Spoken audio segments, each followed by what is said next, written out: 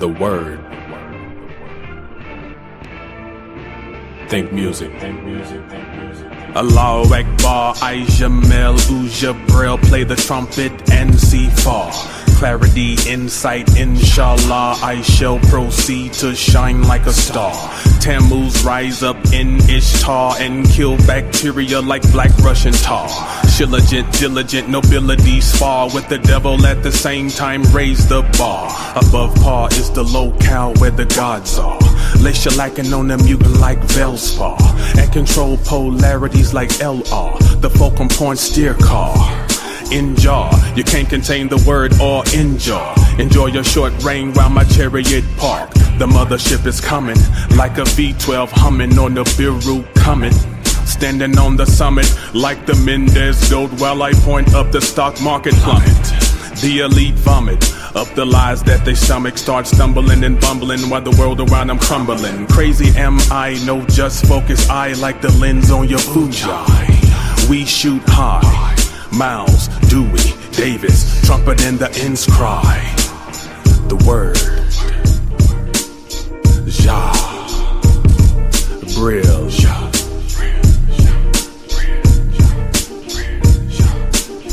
John 1, Johann said he saw the end come with a new earth and a new heaven, where the L is even, no more treason, cause young souls are now seasoned, imbalances are now reasoned. The vulture wings spread and warmed by the sun shoots its rays through the carbon man's dreads. The word, Ja, Brill, Ja, Brill, Ja, Brill, Ja, Ja, Ja, Brill, Ja, Brill, Ja, Brill, Ja, Ja.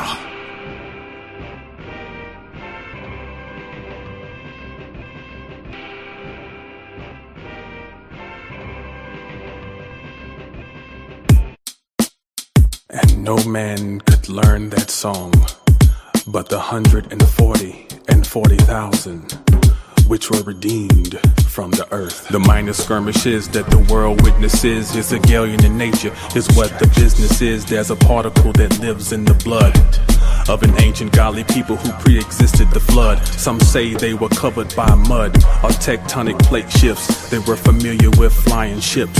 By the way, they had pharaoh hair, wide nose and thick lips. Careful Jamal, don't let the secret slip.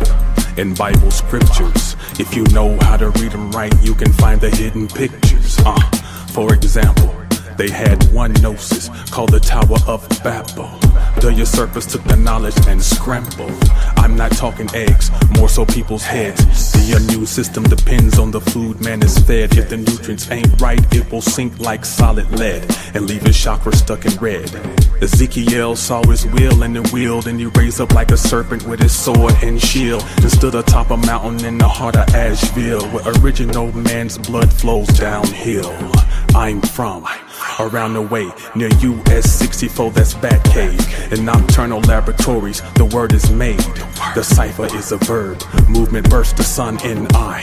The one is the modifier, states comply. That's 2 through 10. Every corner that you bend is a Kabbalistic path, yet the road never ends. From Kether to Malkuth, it's just us, me and you. Spaceships and foreign coups, etheric bodies in earth suits. Just us. The aleph is a plus and a multiplier. In high science we trust souls on fire. Just us.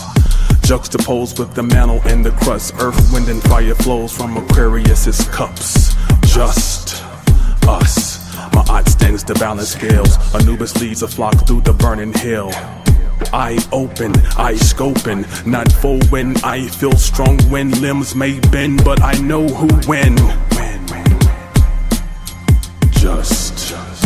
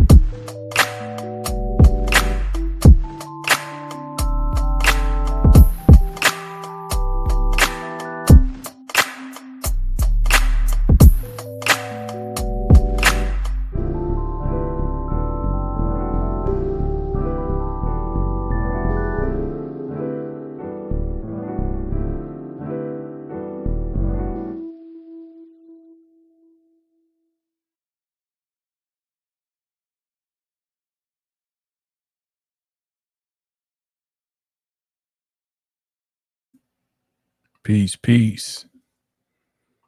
Good evening out there in the internet world.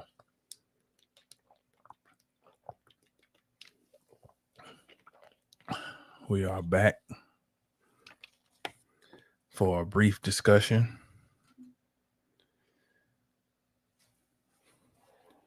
on some of the current events. Peace, that crazy. I'm going to text you this week and let's see if we can get us, get us something going this week if you got time in your schedule. But thank you for joining in. I hope your work is going as smooth as possible. To everybody out there, hope everybody had a good week.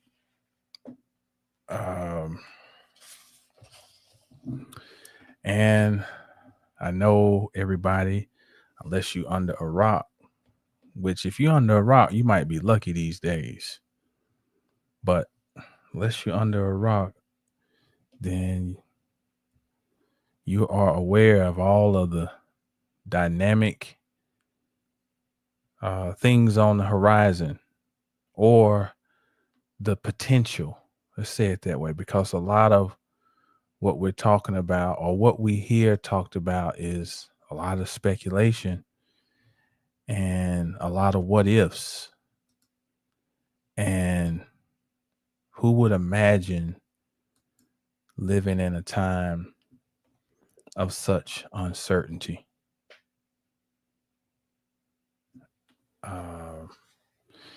Such uncertainty. And then to imagine that maybe, possibly, it's a good chance that if you are here with a certain degree of awareness and affinity for what we imagine to be higher consciousness, then there's probably a good chance that you were like an enlistee for this time. In other words, you signed up to come through the portal into this realm to be sentient at this time, and very possibly to be an active participant in the restructuring, the reordering, the reemergence of something that has been previously suppressed. Peace, Scarlet. And so I don't really have a full presentation put together, but we're just going to flow. I wanted to get on here before the 20th gets here because I wanted to just kind of brainstorm, and just maybe not brainstorm, but just, I guess, share some of the things that's kind of been going through my mind. And, the thing about living in the real world is that you don't always have as much time as you want to sit and ponder things. This reality has systematically been created to keep you busy. And I'm going to try to delve into some things tonight to show how this is not by happenstance. To keep you busy. And if you're not busy with labor, you're busy with entertainment, so that not much actual leisure is experienced. And what we think leisure is sometimes is sitting around the pool and drinking margaritas. That's not leisure. Leisure means to learn. That root lice of leisure means to learn. So true leisure, to be a woman of leisure or a gentleman of leisure, is to be one who has the ability to experience, explore, and learn. That's what it means to be a person of leisure. So we know that there's a lot of conversation. Let's look at all the multiple things from the hard copy standpoint that we have culminating all around these next 2 days. Now, we know that TikTok is scheduled to go offline either the 19th or the 20th, one of those. And we have the presidential inauguration on the 20th. We have the college football national championship on the 20th. And let me write myself a note about that.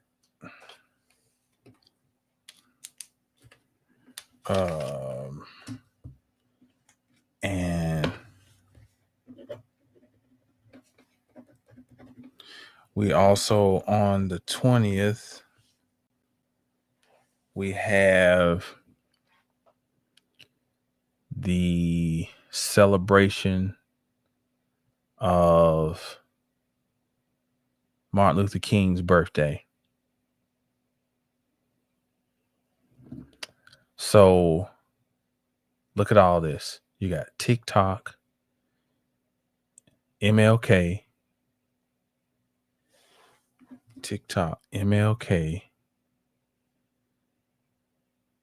You have presidential inauguration. You have college football championship. Major events all culminating at one time. And even bigger than those is that tomorrow, the sun at 2 p.m. Central Standard Time, January 19th, the sun will make its ingress into Aquarius. All right. So that means by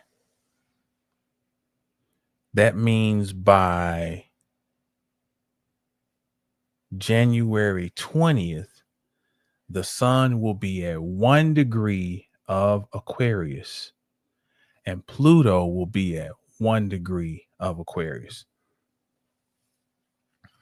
So let's start our conversation with the Sun-Pluto conjunction at 1 degree of Aquarius and why this is significant. It is significant because it will be the first time in the last 248 years or so that the sun will conjoin Pluto in Aquarius, where Pluto will not be making a re-entry into Capricorn. Because last year in 2024, the sun conjoined Pluto at 0 of Aquarius.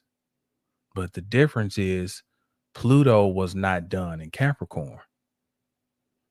So last year kicked off with Cat Williams in the interview with Shannon Sharp. And they're sitting around drinking spirits, okay? Alcohol. I guess cognac, but at the brass tacks, spirits.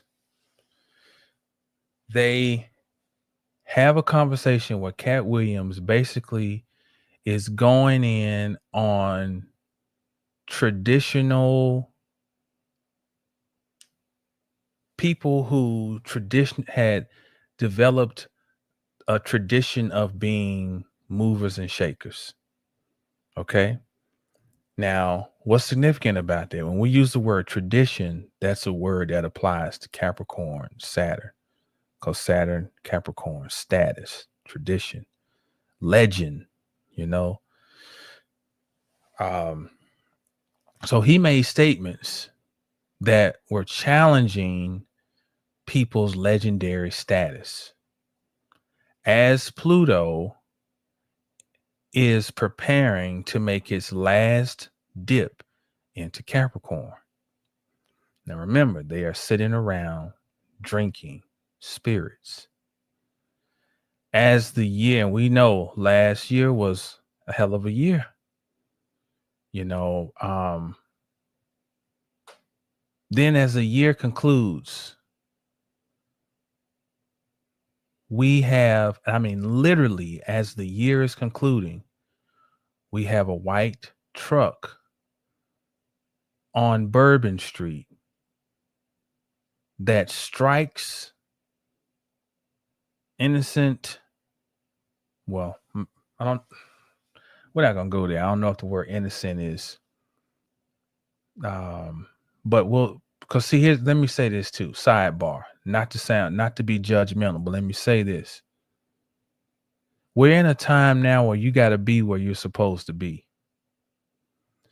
And I got to make sure when I go on this little brief tangent, I don't lose what let me put me a mental note. I got to come back and finish talking about how the year wrapped up and why I'm even mentioning Bourbon Street. Okay, here's the sidebar tangent. Never before has it been more important to be where you're supposed to be.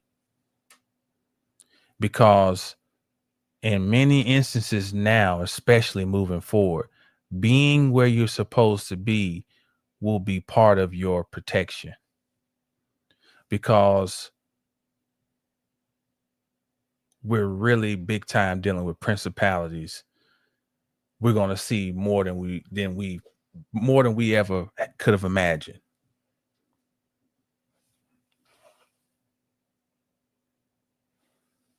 Feel like I hear something on my children up. Principality wars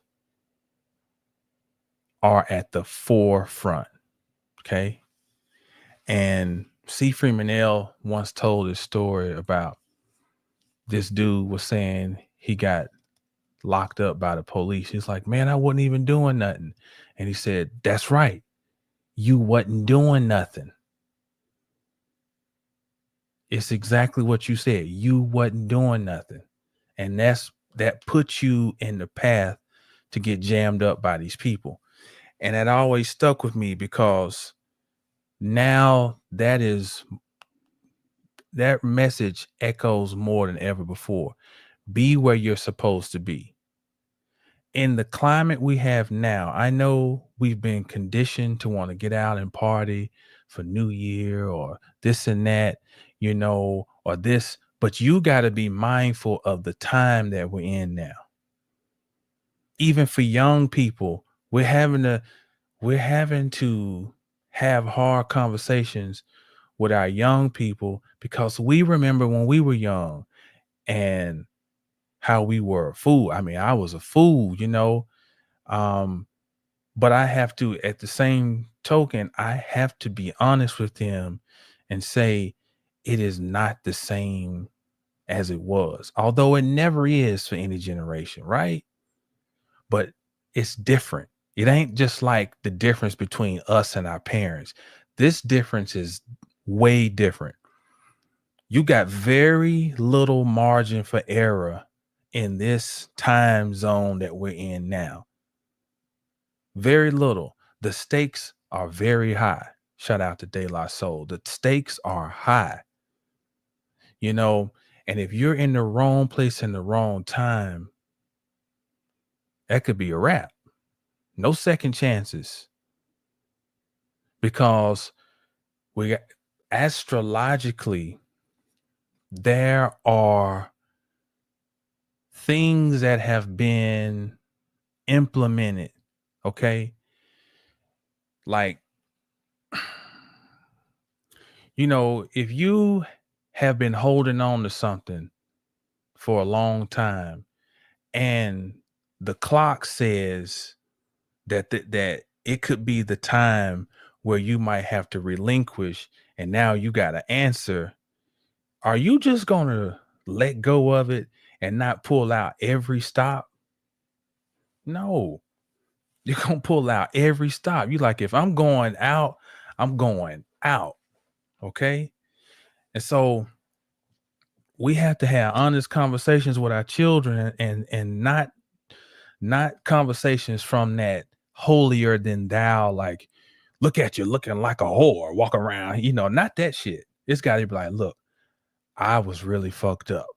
I did some fucked up things, and I was wild, so, but I'm trying to tell you, I know how it feels to be 21, to be 22, and just feel like you invincible, like you ain't worried about the consequences. But look, we got different consequences that's at stake right now. The stakes is high. And you got to really be honest with them and really explain to them about what we're really in, which means we got to be aware of what we in. Like, whatever you claim to be about,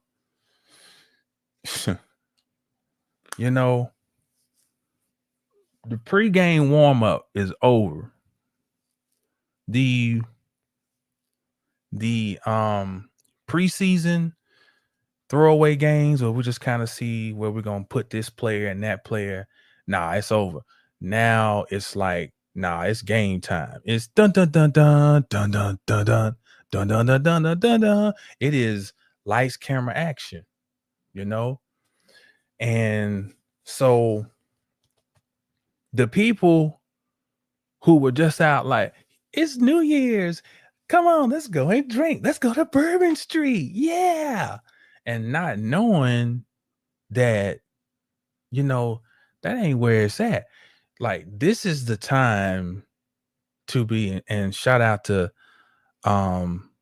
Swords in the house, Capricorn. This is the time to go into your hermit mode.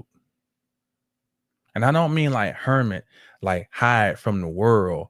I mean like hermit, like I ain't trying to be around fucked up energy, And because being where you supposed to be is part of your protection right now.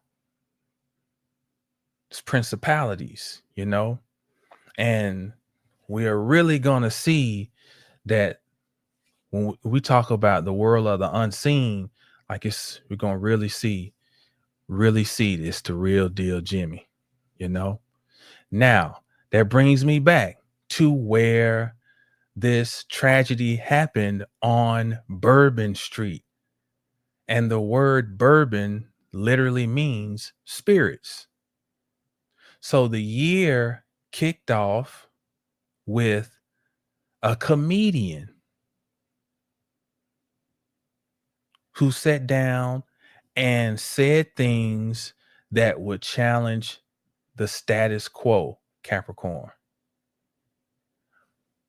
As Pluto would be making its final trip through Capricorn.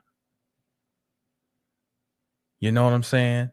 And then the year ended with another comedian named Whitney Cummings, who got on CNN, who just said all types, just, here you go. This is this. Aliens and blah, blah, blah, just rattled off a whole bunch of stuff. And then we have the truck rides down Spirit Street or Bourbon Street and runs over, and it's a white truck. Same white truck that mimics the white Bronco that showed up 30 years prior when Saturn was in a similar position. I think Saturn was in Pisces in 1994 with OJ and AC Callens. And here we have the white horse again, rides down. So, and then the next day, or they postpone it a day, there's the Sugar Bowl. Now, where bowl? Bowl. So bowl is any bowl. Let's just say, let's imagine that this is a bowl. This is a candle, but imagine this is a bowl. A bowl is made to be filled. And when the bowl is filled, it is ready to perform based on what you have in the bowl. Okay. Or what the bowl is going to be used for. Or we could say a pot. Okay. But let's say bowl though, because bowl is significant. Because that word bowl comes from the same family as phallus, because a phallus swells, and as you put things in the bowl, they swell. Okay, as they heat up, they swell.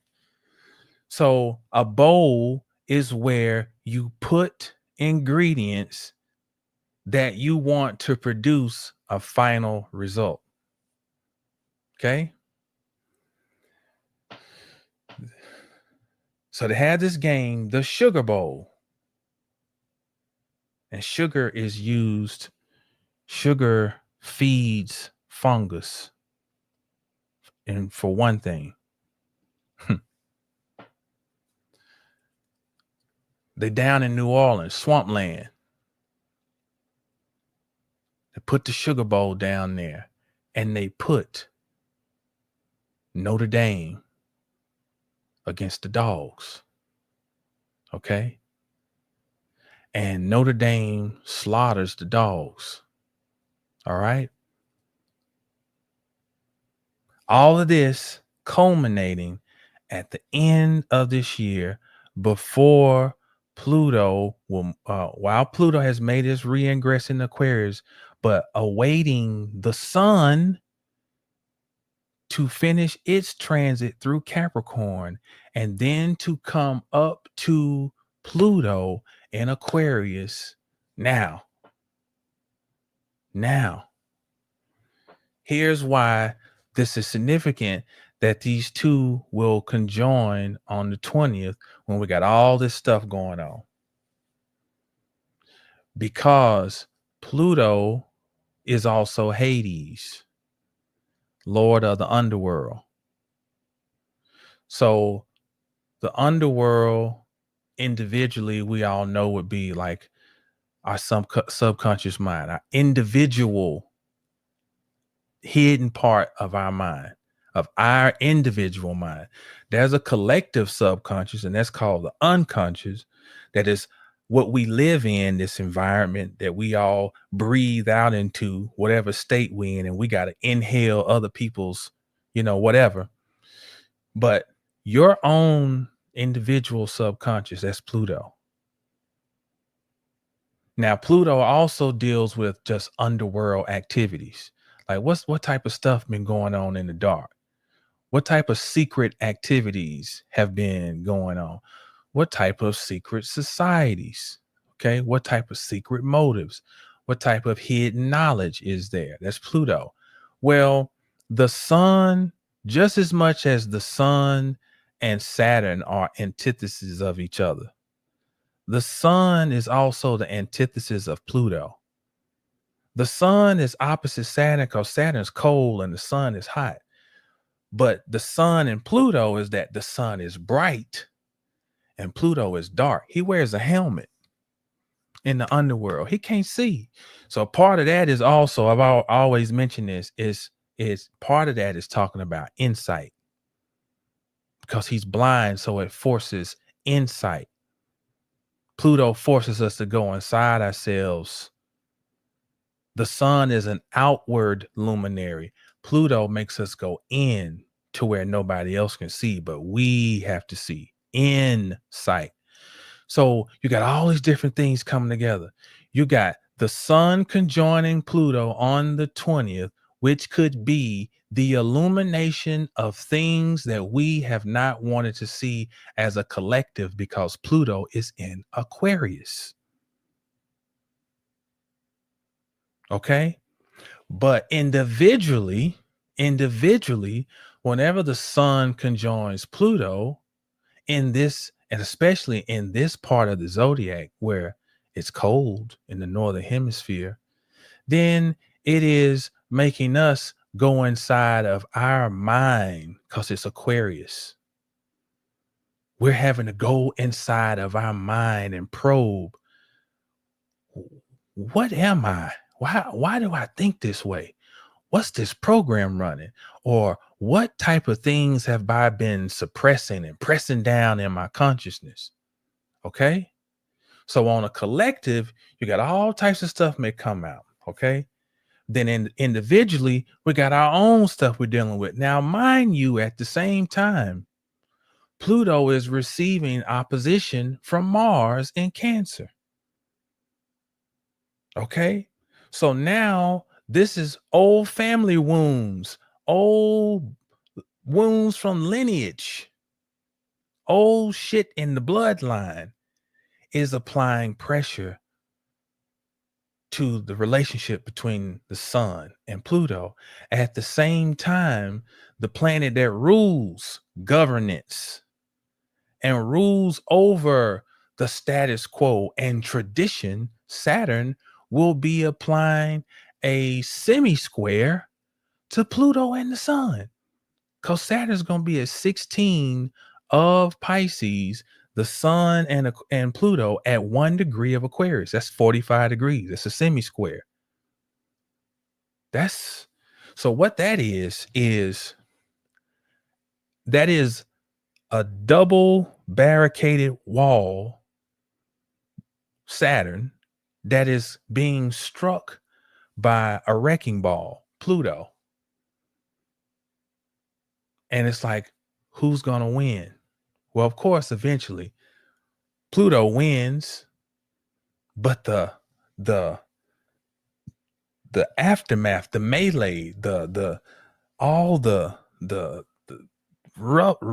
rubbish and destruction from the clash between those two, because what we have is us the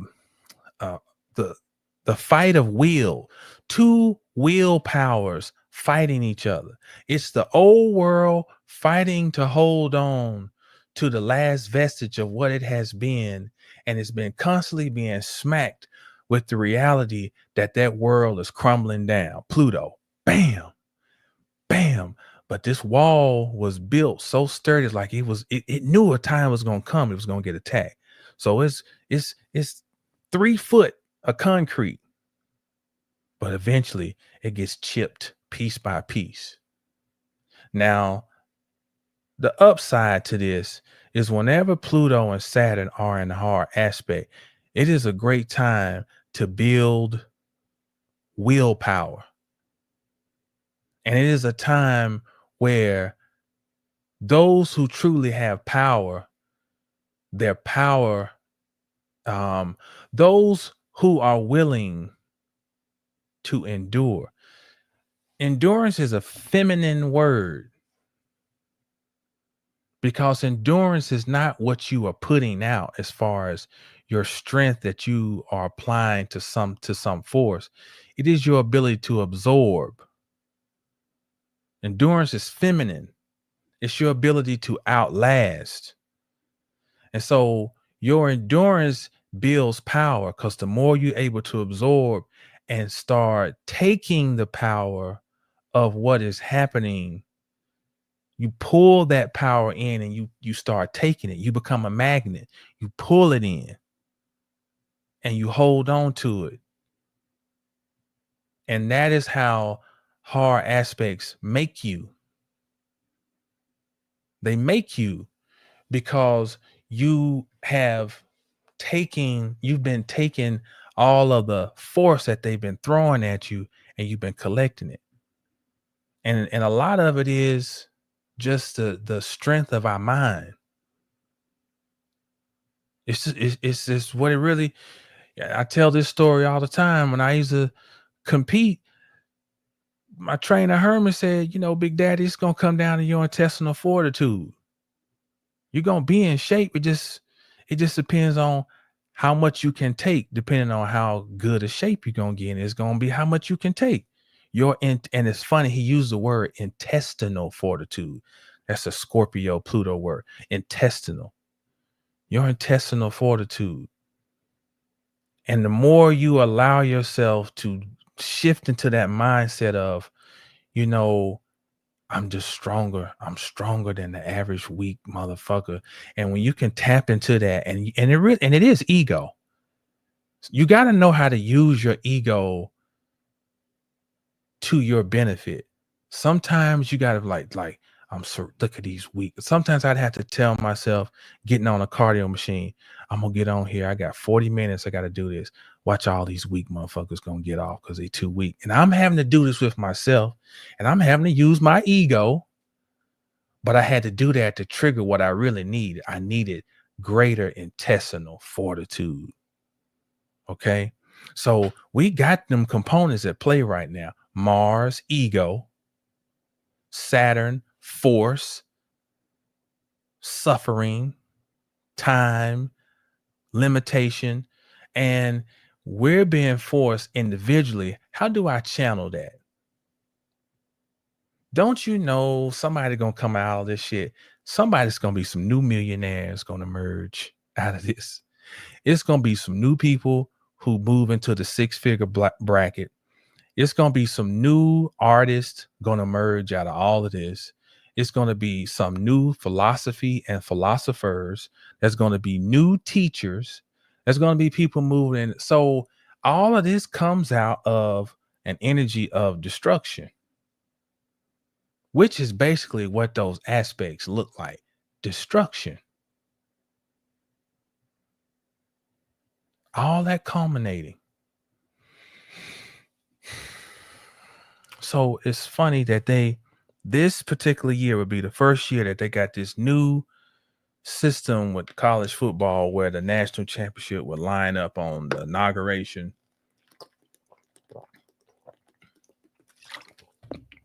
And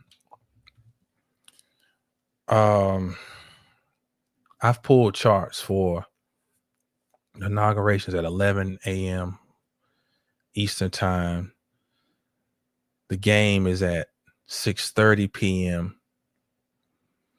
And I guess quickly, I want to touch on some things if I can make sense of this in my mind and piece it all together. The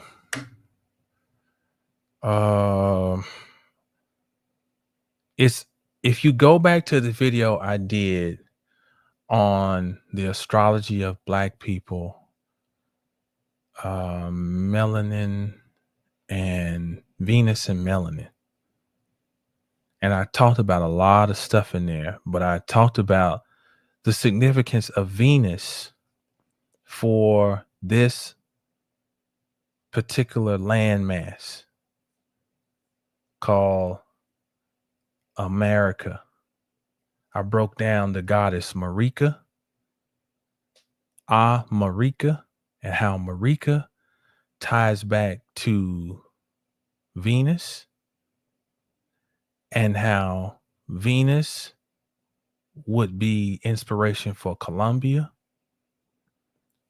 and Columbia, i.e. Venus, is what the Statue of Liberty is representing. Venus is associated with copper. The Statue of Liberty is built out of copper. And over the years of corroding, it turned to have this green hue, but it's a copper structure. All paying homage to Venus. And Venus coincides with this root called Tula. Tula. And Tula is TLA. Tula is talking about a people, is talking about feminine energy. It is, and Aleister Crowley just puts it simple. He says it's a Black woman.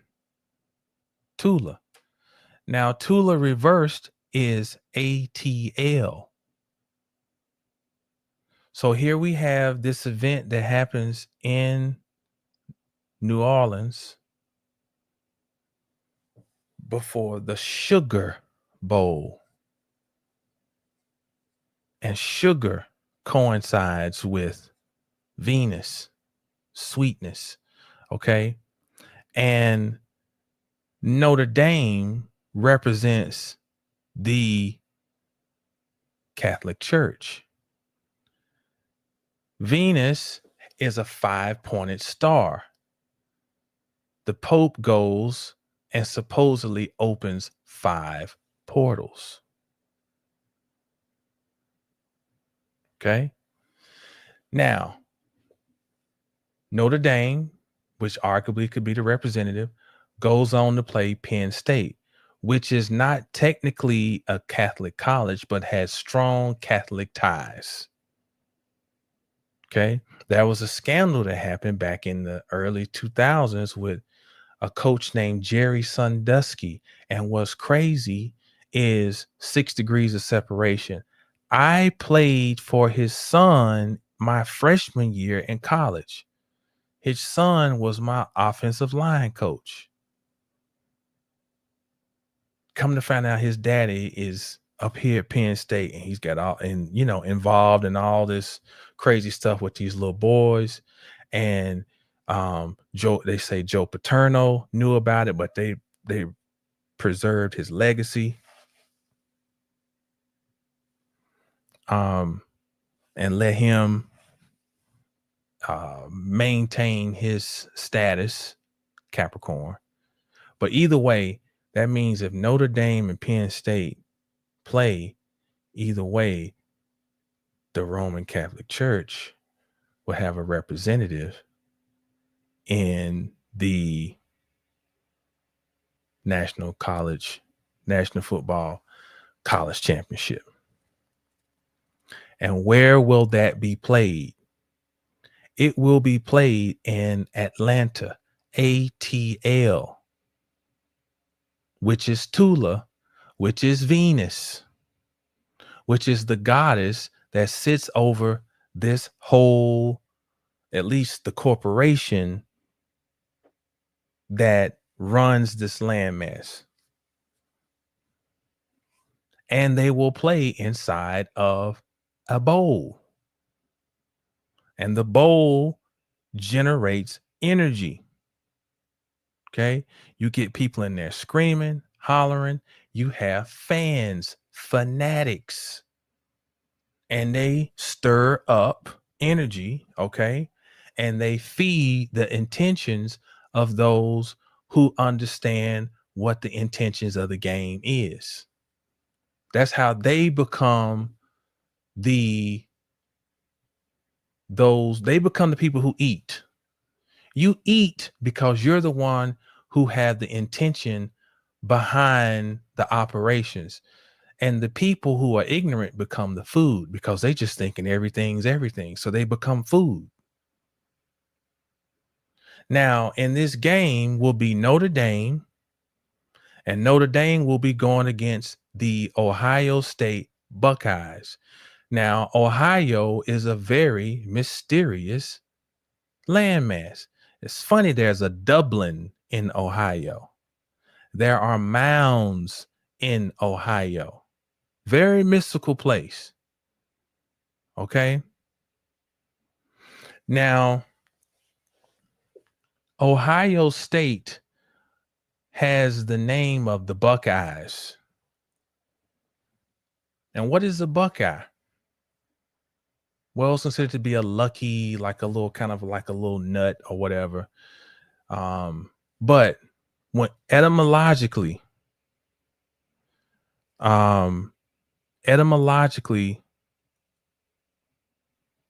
the buck traces back to coincide with the word bok, which is a French word for hawk. All right. So there's a thing called bird language.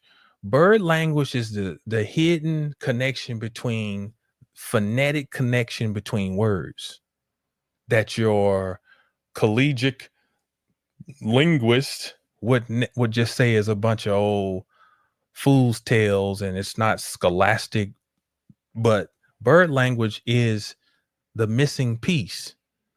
What you hear, don't dismiss it. If it sounds similar, it's not by happenstance. Okay. There's a reason that El means God in Hebrew, and El is the um direct article in Spanish. When you say the male, the in Spanish, El, God, El in Hebrew, because whenever you put a direct article in front of something, you're giving it the title of being deity, which is why a title for deity is Theos. And El in Spanish means the. The is the root of Theos. See, it's all connected. So when you want to transliterate, move between languages, if they sound alike, no, that's a dead on clue. So Bach and Buck, Bach, Hawk. So that means the Buckeye is the same as Hawkeye.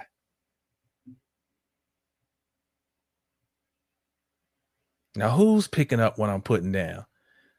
The Ohio State Buckeyes are also the Ohio State Hawkeyes. What's the significance of the hawk? What deity, what netter is associated with the hawk?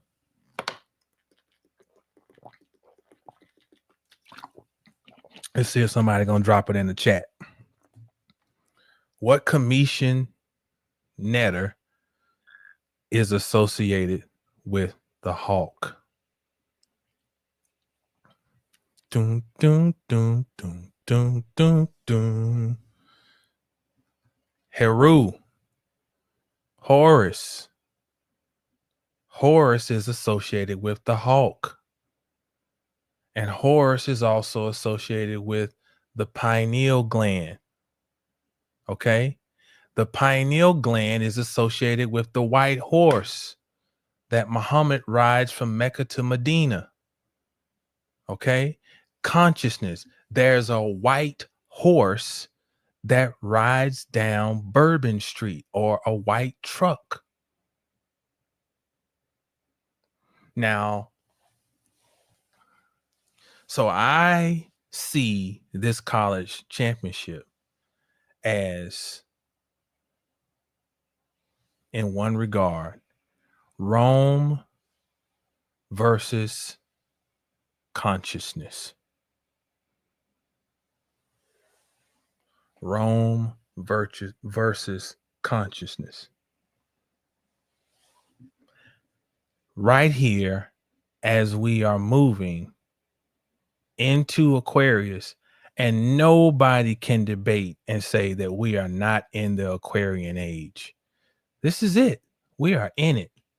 Now, there's no way that something that lasts 2,100 years, you just walk over a threshold and it's like, yesterday I was in Pisces, today I'm in the Aquarian age. No, but it's been coming in waves. But make no bones about it, this shit ain't no 300 years away, as some astrologers try to say, or 200 and something. No, we're in the Aquarian age. This is it. This is it. It's game time. The water bearer is carrying the water. It is on.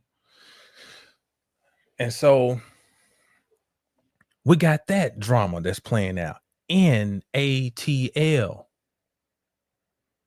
So this is this high level shit going down. You know, and you sound like a madman saying this stuff. But, you know, it is what it is. Now, that's going to happen in the evening. But prior to that, you have the inauguration which I just can't make heads or tails of that. All I can say is I just think there's, and I got to go back and look at the chart. There's so many charts I pulled. I looked at Washington D.C., but I've got the chart where I have it on. I think I pulled it against Trump's chart. Let's see. No. This is what I did. I pulled the Sibley chart for the Declaration of Independence. Okay. And then I pulled the inauguration chart to compare with the Declaration of Independence to see how does this impact the chart for U.S.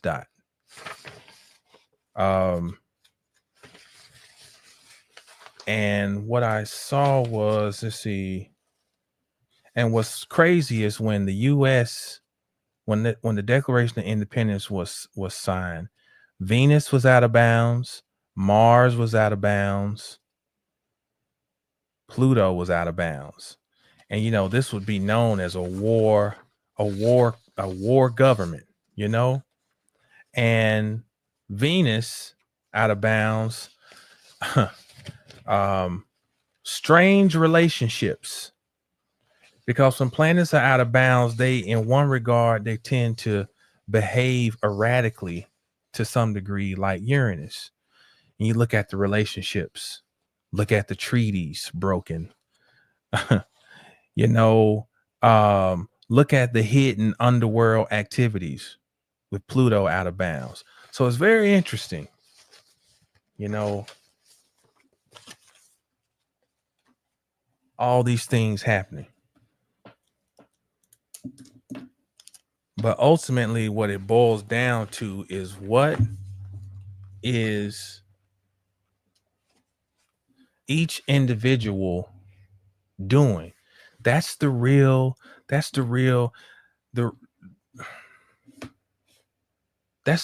thing. I think we're still thinking that uncovering the secrets about what the quote unquote they are doing is the business. Really, that's old news. What they showed by bringing Cat Williams and then Whitney Cummings at the end of the year, these people, as I go back and look in hindsight, these people were sent. You know, Kendrick Lamar, sent. This is what the thing of the Antichrist means. The Antichrist is not one individual. It's a mindset that somebody is your savior. That's what the Antichrist means. The real Christ is you. And the Antichrist is anything that is not you, whether it's Kendrick Lamar, whether it's Cat Williams, whether it's Kamala Harris, whether it's Donald Trump, whether it's Elon Musk, pick anybody. If they become your avatar for savior or deity, then that becomes the Antichrist, because it's not you, it's not me working on me or you working on you. So they're going to give you all the conspiracy you want. When you see Congress having these hearings about, we want to know, are there UFOs? For them to look, this is like, we're going to give these people everything they want. They've been wanting conspiracy. Give it to them. Give it to them. Because that ain't what the play is no more. Pluto's done revealing about, you know, we had teachers telling us 30 years ago, 20 years ago, you know, it's cat's been out the bag. The real thing is you. That's the shit. You, what you doing? What are you working on? You know, and they're hoping part of this is spend so much time figuring out. Look how much time people spent talking about Sean Combs. Who gives a fuck about a Sean Combs? How much time people spent talking about whatever the dude had, the island that was supposed to be, Epstein. All that, how much time? Kids running around here ain't got no direction. House all fucked up. And we talking about some fucking P. Diddy. All wag the dog. Now, my wife was cutting up. A pomegranate today. And we started talking about it. She said, look at this. It's perfect on the inside. Okay. And she was like, oh man, look at them. They're beautiful. And I was like, she started telling me something, and it dawned on me that each pomegranate seed is actually a piece of fruit. Pomegranate is unique. And you'll see pomegranates mentioned in certain mystical texts. And why is it significant? Because the pomegranate, each one of them is the fruit. Okay. Normally, you'll have seeds, and the seeds get tucked inside of the womb. Okay. And then the flesh will be the actual fruit that you eat, but you can't eat the seeds. With a pomegranate, the seeds are the show. There's a husk that forms around them, but you cut it and they are actually the real meat. Pomegranate is teaching us what Aquarian age really means.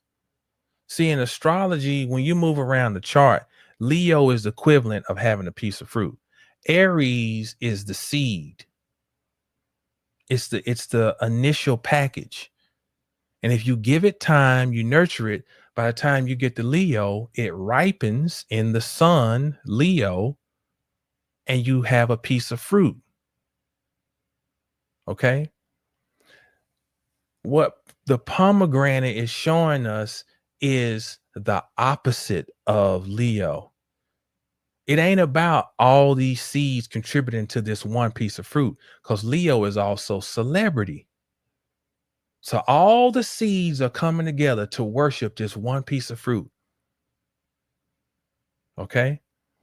The pomegranate, though, the seeds themselves, each has sustenance. So Aquarius ain't about the focus on no celebrity. It ain't about the focus on one focal point, i.e. the sun. It is a group of individual suns, S-U-N-S, that form a structure. But each one of them has some sustenance to offer. That's the true Aquarian thing. It don't matter. It don't matter what, look, the day of trying to convince somebody to believe what you believe, that shit is over. It is, you know what you know for you. Okay? For you and yours. And you unify on the fact that I produce a certain fruit essence, you produce a fruit essence. Okay, we'll come together under this one umbrella. But I am a pomegranate all by myself, and you are one by yourself. And we come under this. That's Aquarius. I hope I'm making sense. Aquarius is not the focal point on one thing. That's Leo. Leo is celebrity, where we put all of our attention on one thing, just like we all focalize our attention on the sun. Aquarius is where the light of the sun has been fragmented, and now there are individual little pieces that must come together. That's the Aquarian age. So really, the conspiracy is you. The conspiracy is me at the ultimate level. Now, that does not negate the fact that there are forces that are attempting to utilize the fact that we have not been educated as how to develop this stuff that I'm talking about. We have been conditioned and educated to focus our attention on one piece of fruit. So that when the time comes that you supposed to be the fruit, you're like, how I do that? What my leader? How we gotta. Then we start saying this is why a lot of times people say we. It's because they don't have an actual identity of their own. This is what you can learn from an Aquarius, which I am an Aquarius sun. We spend so much time out of the heat and the light of the sun that we have to learn to say, fuck what everybody else is doing. This is what I'm doing. You know, on TikTok, somebody created one of these Zodiac sweatshirts, and other people start trying to copy this one person who created. All they did was take a black sweatshirt and they put whatever your sun sign is, Aquarius, Leo, but they use this kind of puff. There's a puff heat transfer that you can get that kind of makes it look like it's embossed, give a little 3D effect. People said, oh, I can do that. And they just start copying and trying to do their own. It's like, as an Aquarian, that shit make me want to throw up.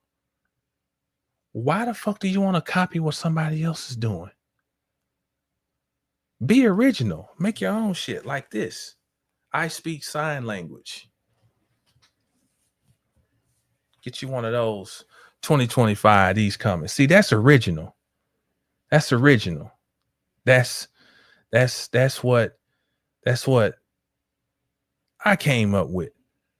Me and my wife, I speak sign language. But why go and do what somebody else is doing? Oh, I'm just going to try to copy that. Oh, shout out to the Aquarians in the house. Tony, February 1st, Straight Panther, 24th. All right.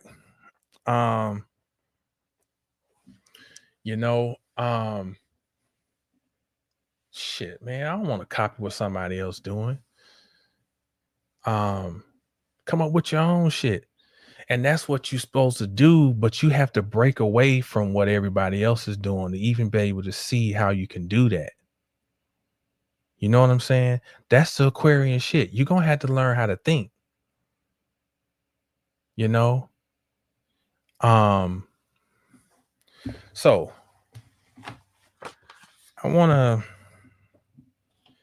if I can, I want to read you a little something out of, I didn't mean to talk this long. And now I have, shit. I want to read some of this Rudolf Steiner, but he writes like, okay, this is what I'm doing. I have to give y'all the Reader's Digest version of this. Because if I try to read this whole, I want to read lecture 7. So let me give you some backdrop. Rudolf Steiner is the founder of the Anthroposophy Society. Okay. He was a Rosicrucian. He was born in 1861 or 5 in Croatia. Okay. And then this is his book, Secret Brotherhoods. Me and my man E was talking about this other day, you know, Secret Brotherhoods and the Mystery of the Human Double. Let's see. There is a matter of bringing the question of immortality and the materialistic. I'm trying to see if I want to read all. I don't want to read all this. So let's skip here. I'm going to go to this part.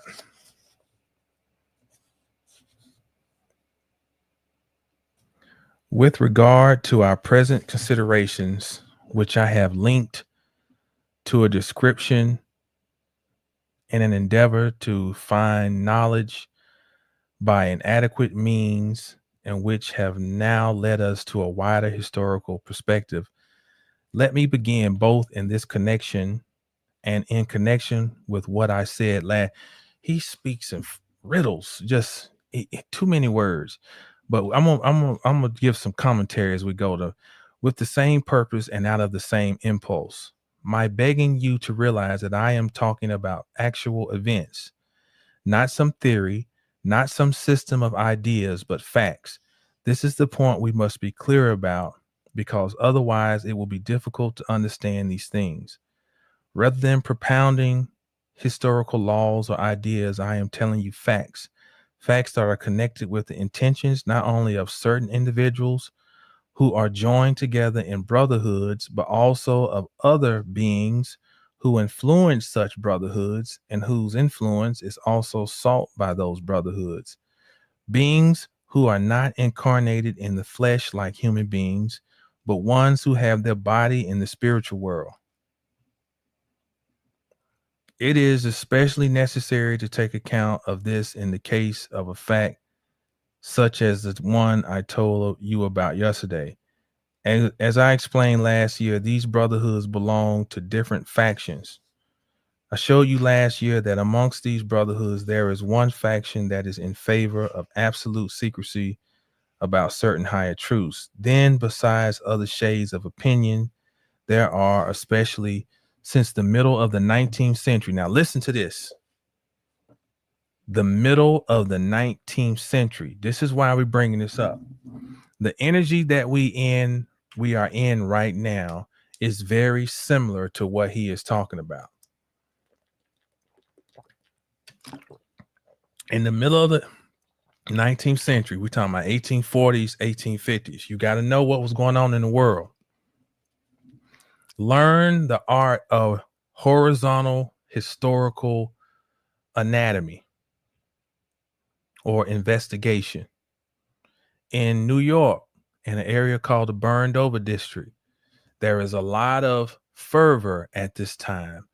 There are all these mystics who are coming through around Albany and them areas up there, who this is where you kind of, it was like the Walmart of spirituality.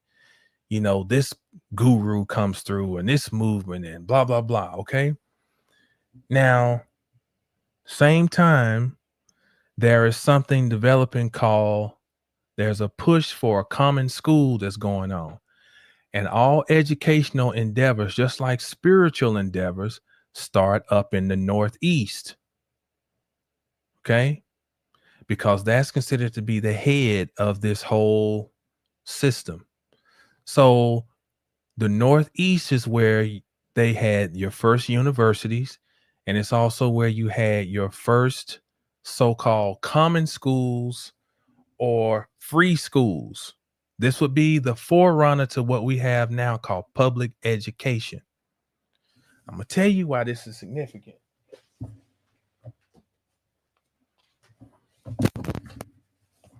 And then I'll come back to Steiner. Let me read this. Damn, I should have marked this, but I can find it. Because what we're going to see here is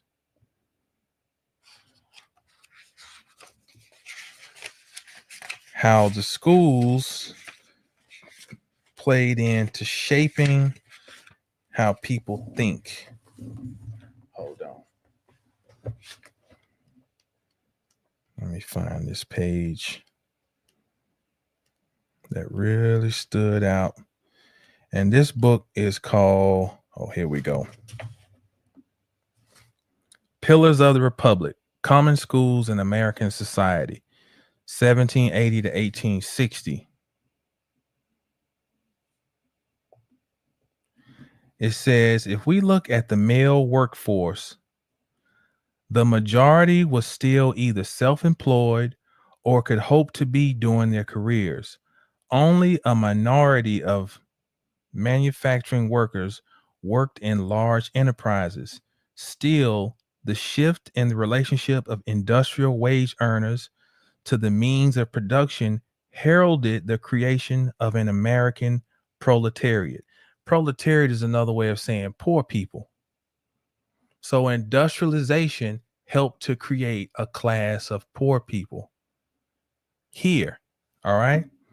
And this is the notes I wrote down about how the economy plays in and ties into education.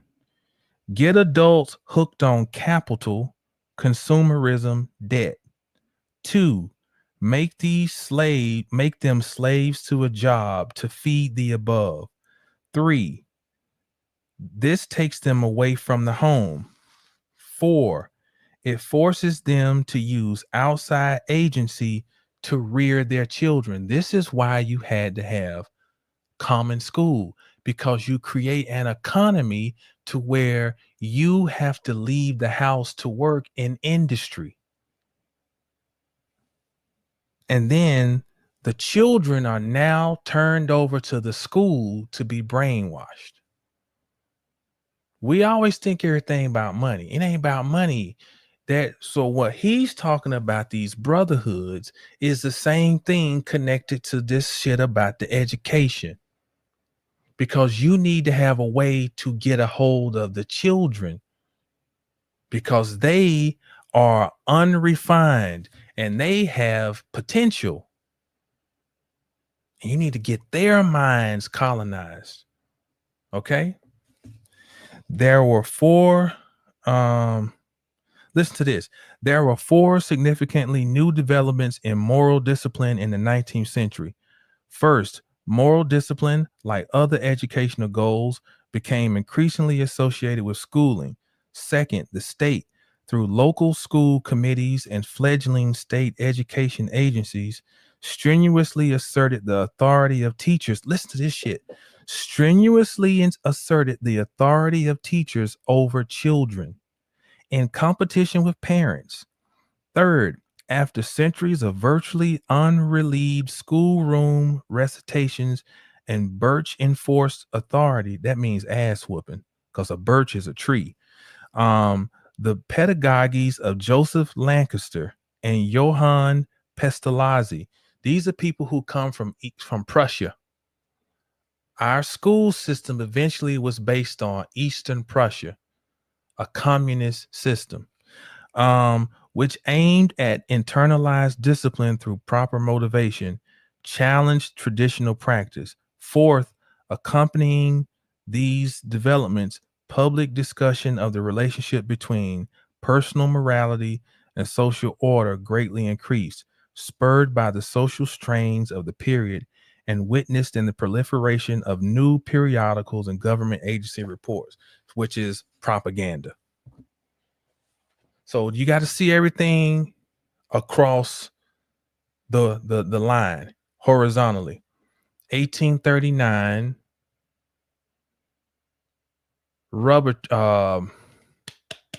Neptune is discovered. Okay.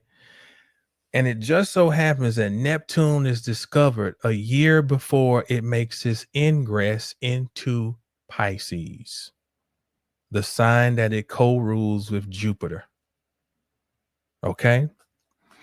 Now, when Pluto was in Neptune, we have increased mysticism, illusion, magic, and it can be merger with other worldly entities. Which brings us back to this. All this is going on. All this stuff I'm telling you is all going on in this time frame. Okay. And also, what is discovered at this time is something called rubber. The colonists discover rubber trees, and I think in South America. And this is how Goodyear develops the system of vulcanization to, I guess, the hardening of rubber to make and Goodyear dies broke, but somebody took his work and forms this corporation that we now know as Goodyear tires and all that. And this is who made the first football. Everything connects. Everything connects. And the football was originally made from a pig bladder. To this day, football is called the pigskin classic. That's a world well-known game, pigskin classic. It kicks off the football season. All right. There's a ritual in Costa Rica where it's called Dia de la Virgen, where they go around and take pig bladders and they hit each other with the pig. If you got any open skin showing, you get hit with the pig bladder. There are rituals in Europe with the pig bladder. Okay, what's the significance of the pig? The pig, we know in Abrahamic religions is in Islam, it's astaghfirullah. You know, you don't eat pork but the pig becomes the sin bearer. So the pig is similar to the goat, the scapegoat, and the scapegoat bears the sins. So the bull, the wolf, the goat, the pig, in some instances, the snake, but the pig, the goat, the bull are your big three. Now, if they bear the sin on the flip side, these also are venerated in certain ancient cultures as highest form of deity, which is why Osiris is associated with the bull, Apis, the bull, ape, and then, but he sacrificed. Pig is sacrificed. There's a connection also between these animals, including the pig, and corn. So the corn deity, which is talking about corn, represents the divine seed. So if we connect the pig back through Osiris, back through other deities, to Persephone, to Attis, all these that connect back to the pig and go back to the corn, because the corn is also a phallus, which loses its power, regains its power. It's the divine seed. Then the football, which was developed by Walter Camp and Amos Stagg in 1876, which comes off the heel of all of this Western occult tradition, which explodes. And football's created the year after Pascal Beverly Randolph is murdered. Now you think that shit probably ain't got nothing to do with nothing, right? It's 11 players who go on the field. 11 is a pillar. 11 on the other side is the other pillar. Yakim, Boaz. They form 22. There are 22 letters in the alphabet. Probably just happenstance. Yeah, I don't mean nothing. Either way, those brotherhoods who know about the spiritual impulses at work in human evolution saw the approach of that important event of the early 1840s, the battle between certain spirits and some other higher spirits, which ended in 1879.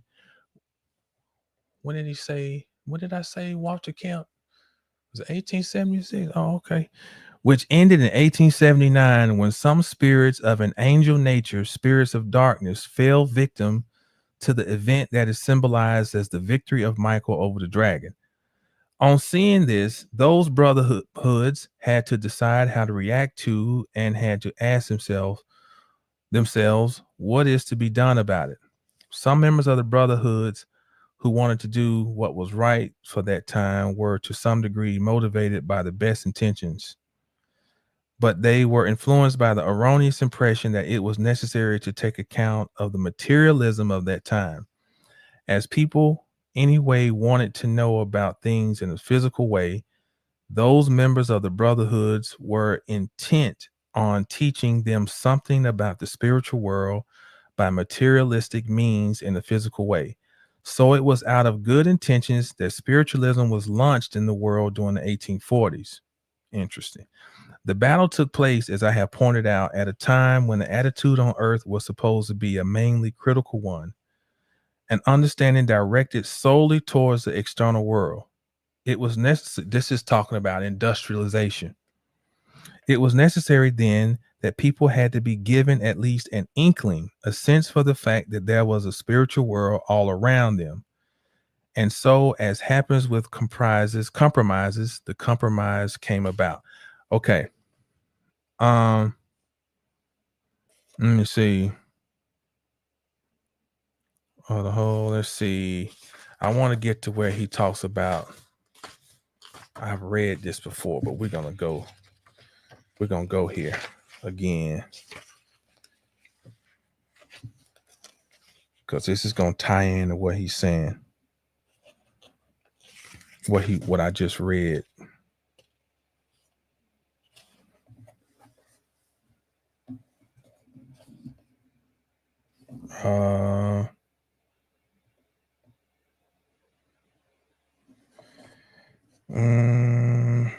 Evil. Where is this about this? Y'all bear with me. Oh, let me get this moving too, in case some of y'all wanna. Where is it at? Oh, I ain't got it.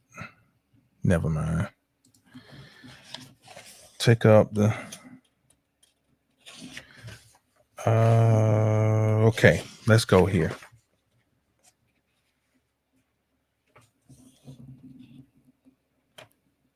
Now he's still talking about this era. These human souls. He's talking about the souls that are supposed to be coming through.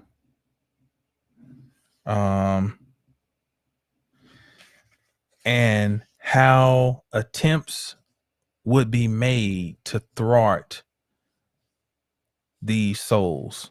Certain circles in this materialistic age, whenever he uses the word materialistic, you can substitute industrial age.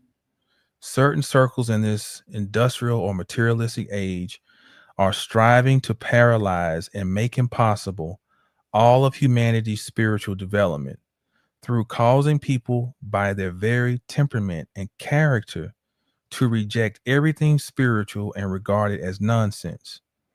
A stream of this kind, and it is already noticeable in some isolated individuals, will become deeper and deeper. A longing will arise for there to be a general opinion. Whatever is spiritual, whatever is of the spirit, is nonsense, is madness.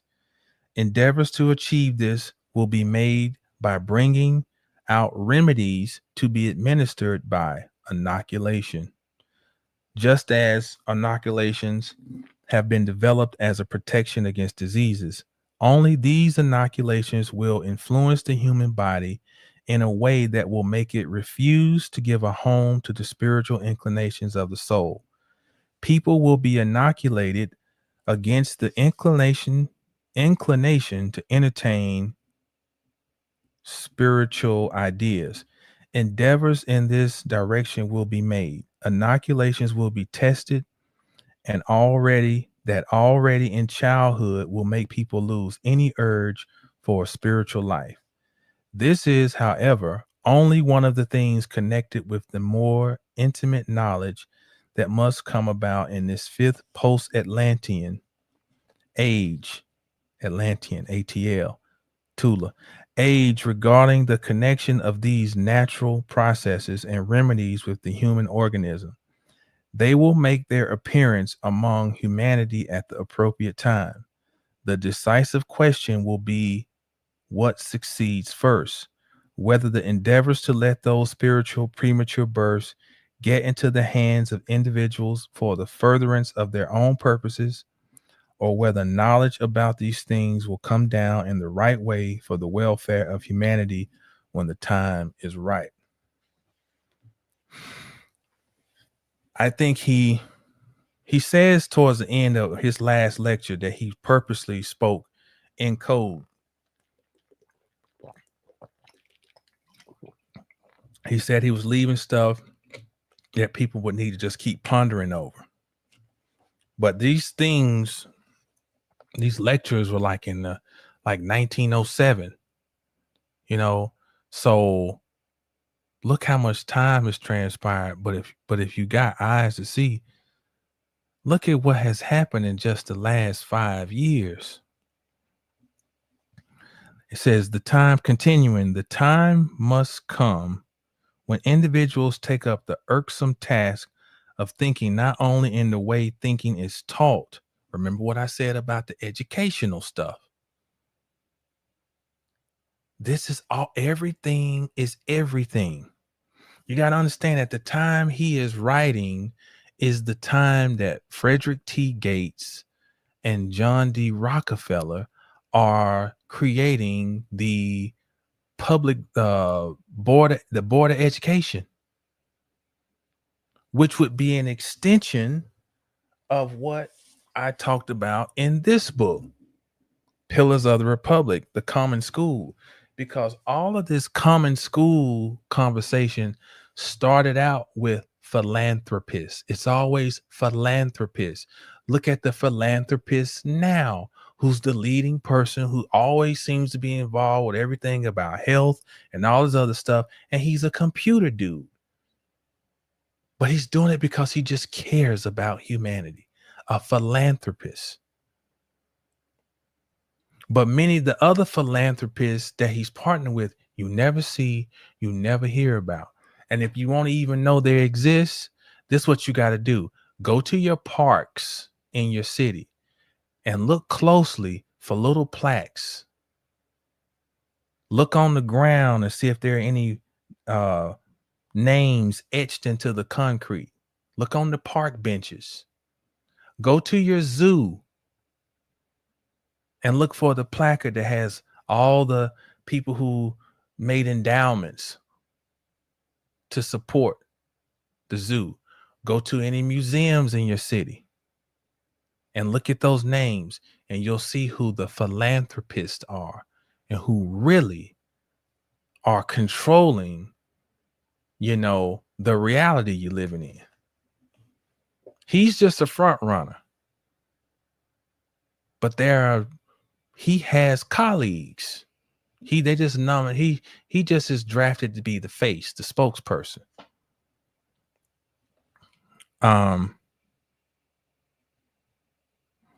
He said this is Steiner. The second half of the 19th century was a very important time. In one circle of our friends or another, I have often pointed out that the year 1841 was a crisis year, a year of decision.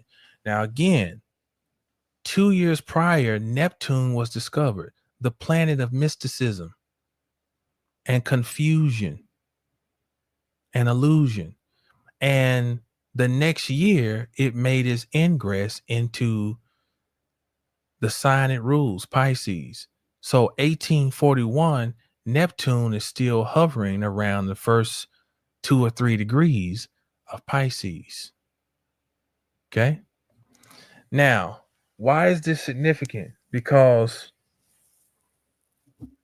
a few years later, about 16 years later, Neptune would have a conjunction with Jupiter in Pisces. And arguably, many people claim and give evidence of catastrophes that happened around not just here, but around the planet, where there were these great floods. And it just so happened that sediment ended up covering up a lot of old infrastructure, and that culture was wiped out, and that there was a reset that happened while Neptune was moving through Pisces. And then as Neptune makes his ingress into Aries, we have something that has been told to us was a civil war, which then we're told following that was a was what they call the Reconstruction. And you got to think this time period is included in what he's talking about these forces who came down with certain motives, materialistic motives.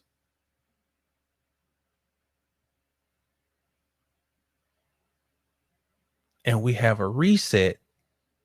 And this reset is basically, arguably, where we come in and restart history. And we rewrite history. And there's a flood. And this flood causes confusion. Neptune, Pisces. And there's a great reset. We have had Neptune meet up with Jupiter again in 1822. We now have Neptune in the last 3 degrees of Pisces, preparing to move into Aries. And look at where we are right now. Difference is we're living in this one. We're reflecting back on the past one. We're living in this one, but we reflect back to try to get an understanding of why we may be seeing certain things now. But it's a different playing field now, though. There's a lot of other mechanisms that we have now to disseminate things. But the same energies are still at play. And possibly what happened back then has been in anticipation of right the fuck now. This is it. This is it.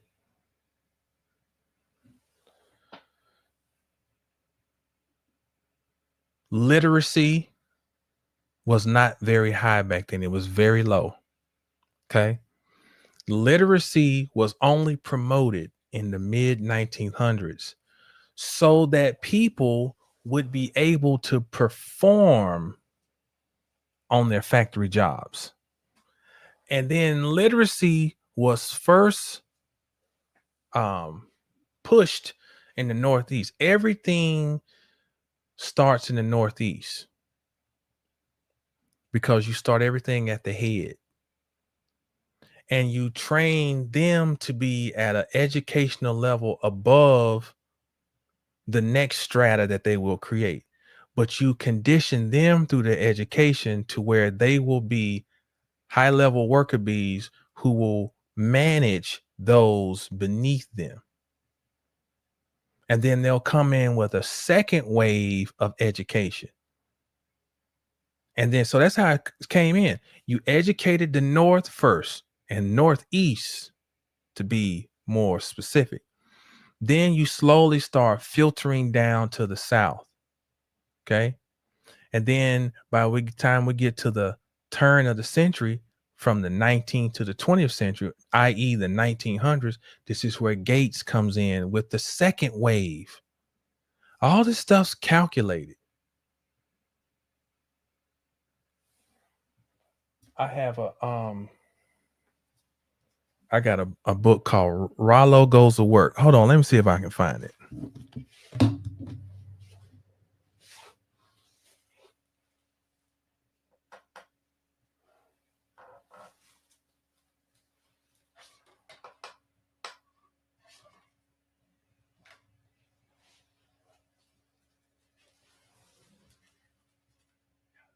industrious.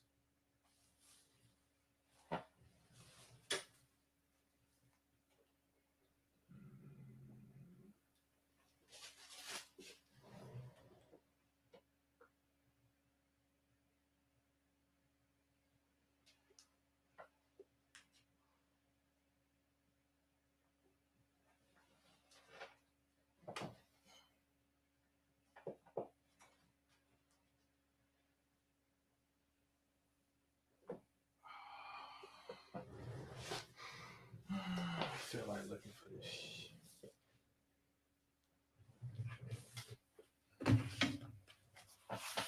I don't feel like looking for it. It may be in one of my other bookshelves in one of the other rooms.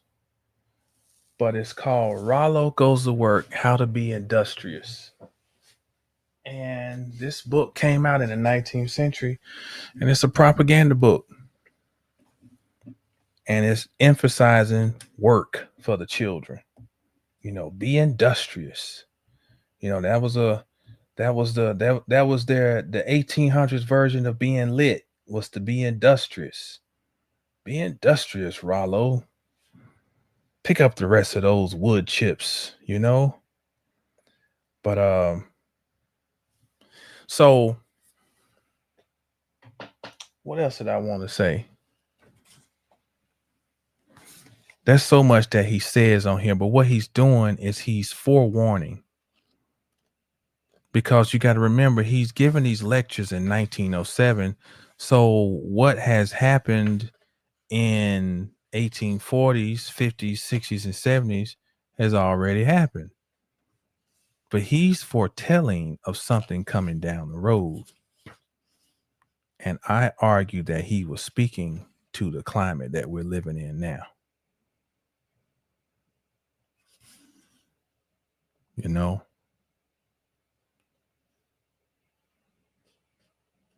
What does he got here?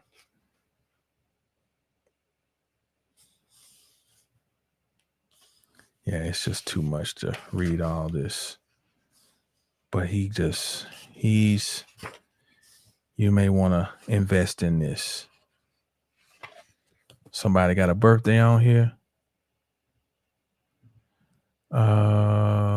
It's Sage's birthday. Happy birthday, Sage.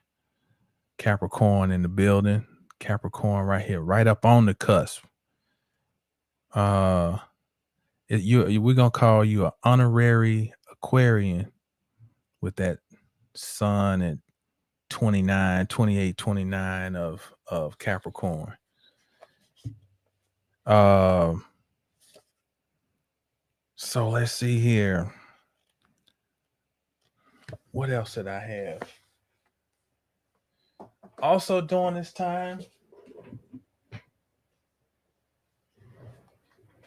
here's another one.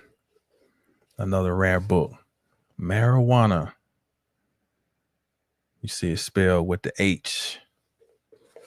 But this one thing I discovered in here is that it also talks about how hashish appears in the U.S. around the same time. I want to say like 1850s is when it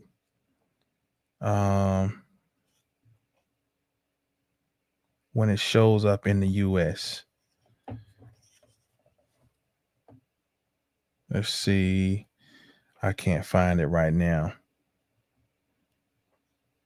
But the whole point of me bringing all this stuff up is that what I try to do is I didn't really have a full presentation for the night. Sometimes I'm trying to just demonstrate how to. The Sufis have a book called Learning How to Learn, Idris Shah. And sometimes these conversations is I'm just trying to show for those who are interested how to learn, how to put things together, you know, how to piece things together and see the greater panoramic view and not get locked into just what's right in front of you. Because that's the That's the play. The play has always been for you to only see what is in the lens and to not step back and realize, oh, that lens is just seeing a fraction of the whole picture. Let me step out of the frame and look all around like, whoa, you know,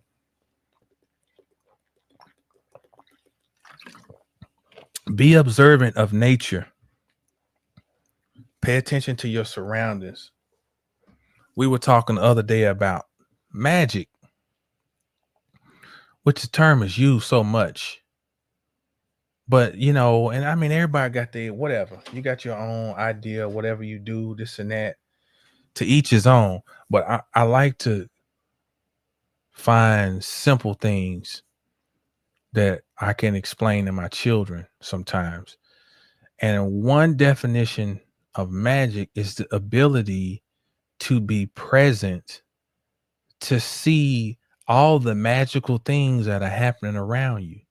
You know, we tend to make things like, oh, I have this great power, I can do this, but something that every person could be able to put their hands on, you know, because we know people got different gifts. We're not negating that and discounting that. People have different real gifts, but everybody can have a modicum of power, which is what magic really means, power. If you're able to see and hear what is around you, the whole environment is speaking to you. And that is going to increase when Neptune moves into Aries. You know, it's the need to be tapped in, and tapped in just means to be paying attention. The car driving in front of you may become a vessel that spirit want to drop a message through. The billboards as you're driving, you got to think our whole reality is conditioned for us to not be present in every moment. We are conditioned to be automatons, to just, you know, I eat, I relieve myself, I fornicate, you know, I eat, I relieve myself. It just, you know, I go to work, I get angry in traffic. You know, we are conditioned to live our whole life as out of body experiences, but they're not spiritual. It's like out of body, as in we're not even present in our actual life. Therefore, we don't see what's going on around us. We ain't seeing like it ain't. We're thinking we got to do something that's just like one of the movies we see. You just got to be able to see what's around you.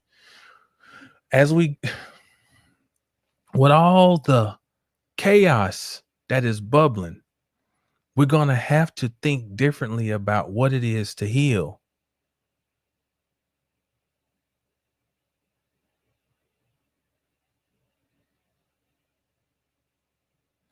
You know, we're going to have to revisit the idea of germ theory versus terrain theory. We're going to have to go back and revisit Louis Pasteur, and was he really as brilliant? I just learned about a man this evening named Bichon, who Louis Pasteur stole his information from and then messed it up. Bichon was a polygen, like a genius, multidiscipline, you know, and he promoted terrain theory, and Louis Pasteur is where we get this germ theory, where something's attacking you. Terrain theory is about what's the quality of my vessel? How is it my vessel allowed so and so to develop in me? So it's about getting to the root cause behind things. And when we're talking about root cause, we're talking about our dealing with my emotional state, my psychological state, dealing with, you know, uh the ability or inability to talk about what I'm feeling or have felt or what has happened or conditions within the family, something that happened to somebody in my family that they never had a chance to have the voice to articulate and heal from. Like, and then when we talk about terrain theory, it then brings in the concept of epigenetics. Bruce Lipton, environment. Do you know how big epigenetics or the realization of um the importance or the prevalence of epigenetics when Neptune, which fuses, runs through the energy um of individuality? That means whatever state we are in individually, we will be walking in the quality or lack of quality of each person's work on their ego.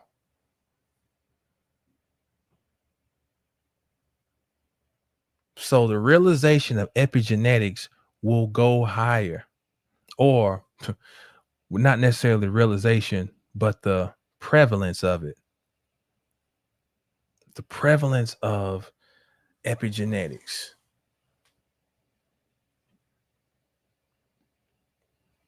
So it brings us back to, I mean, it ain't rocket science. We're gonna some of us are gonna discover to a greater degree just what we really are and just how much potential we really hold. You know, and some of us, some people will, they'll choose to go backwards. It's just the way nature is. But I'm kind of rambling now. So let me go back and see. Peace, Kareem. Peace, Neo Lemuria.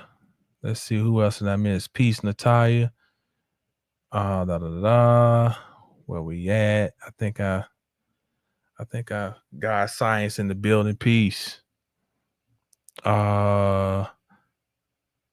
Jesus is in the building. Peace. So yeah, I think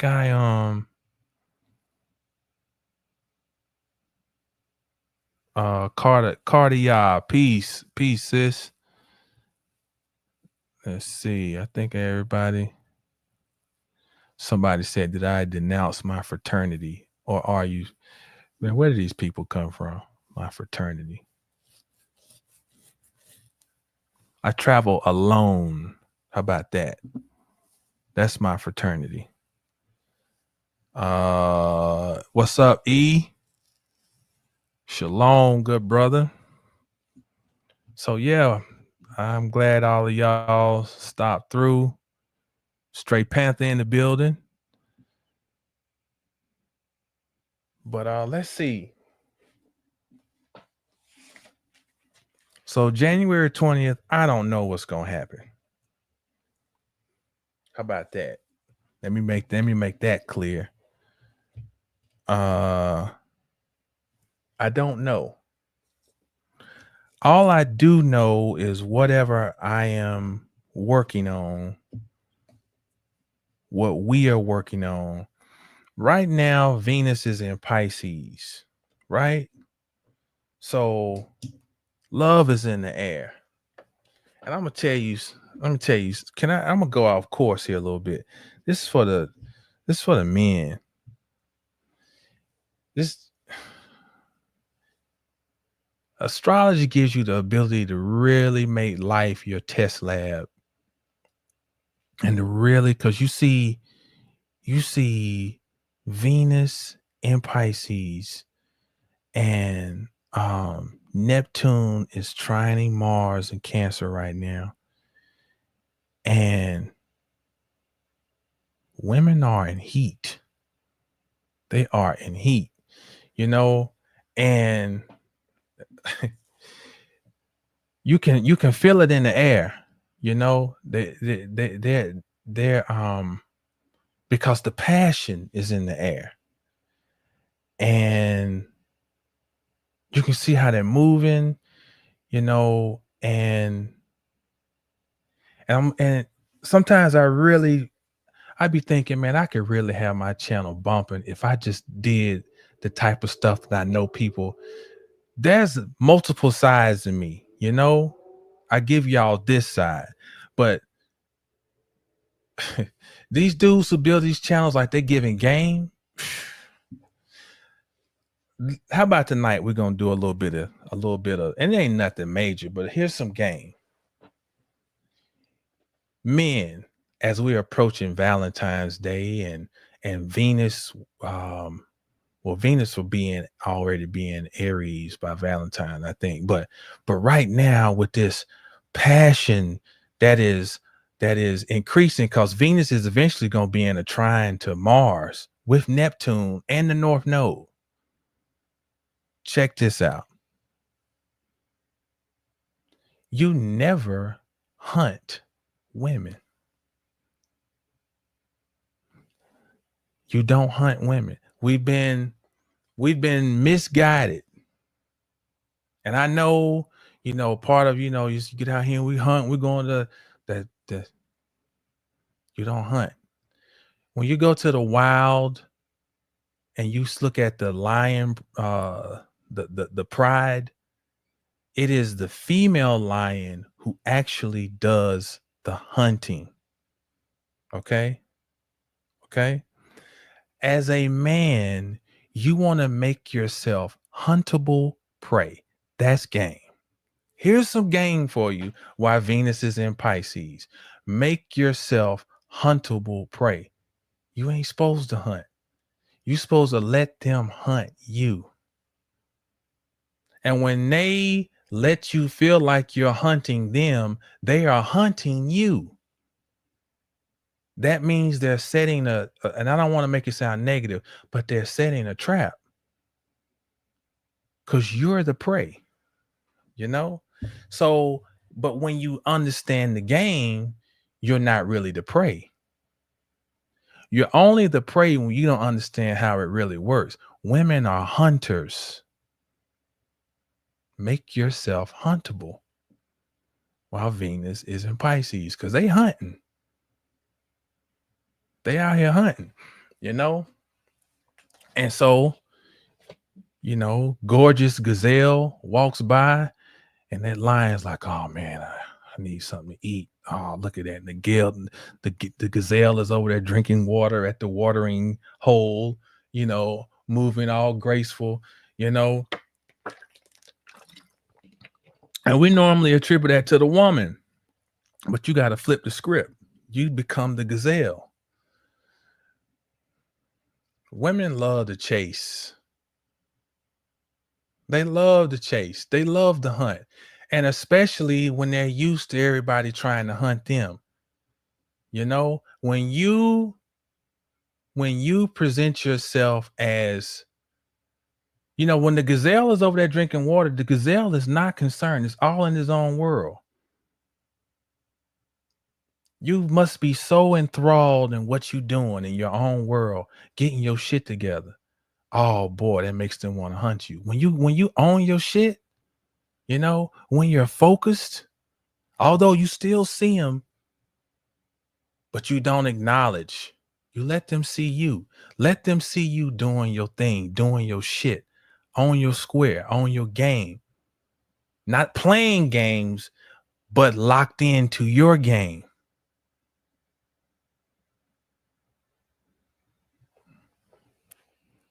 And they will.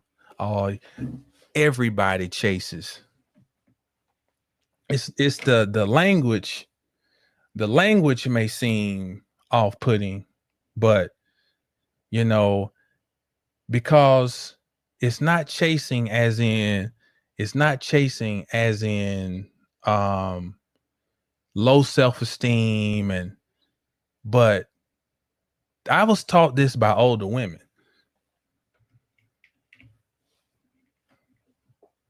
They will go and get what they want. That's what I mean. Not chasing, as in you got low self-esteem, but they will go and get what they want. You know, as in like you go into a store, there's this beautiful pair of shoes. They sitting up there on the rack, and there's this rundown pair of shoes. The person comes in the store to shop, and they're looking for shoes. They're gonna come and get the shoes that meet their fancy. So you become that gorgeous pair of shoes that's sitting up there on the rack, and you get selected, you get chose. That's what I'm saying. So that's my sidebar on, and that's more to the men, to the men. I'm not trying to, and see, I probably, you know, this should have had this with a private conversation with but women is for y'all's benefit, because I'm on the porch.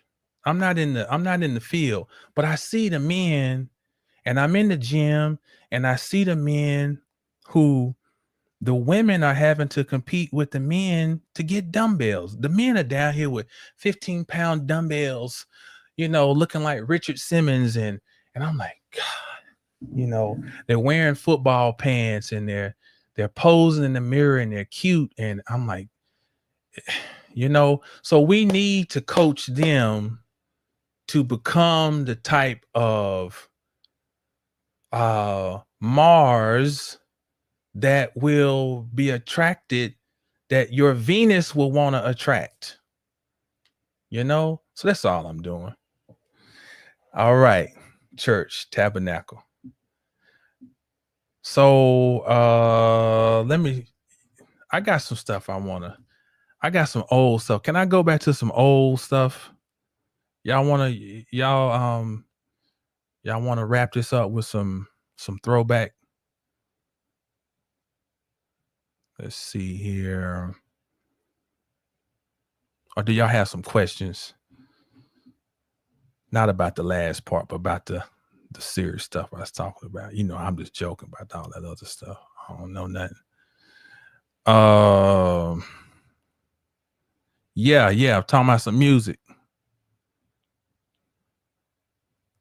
I got some old stuff from back from like 12 years ago. Let's see. So my name is, my initials are HJ. Okay. So before I changed my moniker to the word, I went by just my initials, HJ Robinson. So this is some of the things I'm gonna play a couple of things. Let's see.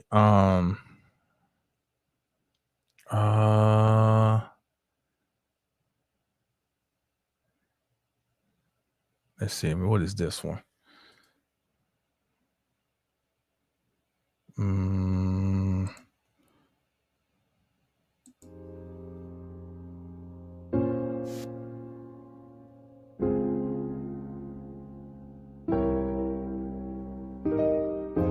H.J. Robinson, 2014.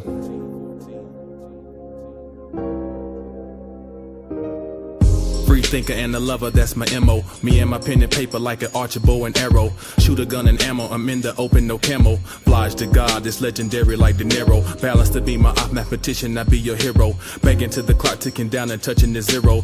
Never singular, cause I'm moving this for the plural. People in the struggle who watches, I'm painting murals. Life is fiction, when you living for illusion. So to step outside the matrix is the path that I am choosing. HJ the muse, outsiders is so confused when I don't pick the words that they think I should be using. Am I politically incorrect? Hell yes, and yeah, I got a chip on my shoulder, shit on my chest. No, I don't love everybody, I must confess. There's some assholes in this world that we need to bless. And feeling like a million that made man, appealing to the people who are willing to listen to top billing. Feeling like a million that made man, appealing to the people who are willing to listen to top billing. Feeling like a million that made man, appealing to the people who are willing to listen to top billing. Feeling like a million that made man, appealing to the people who are willing to listen to top billing. Take no shit, no sir, shall I? Speak straight truth, no fronts, no lies.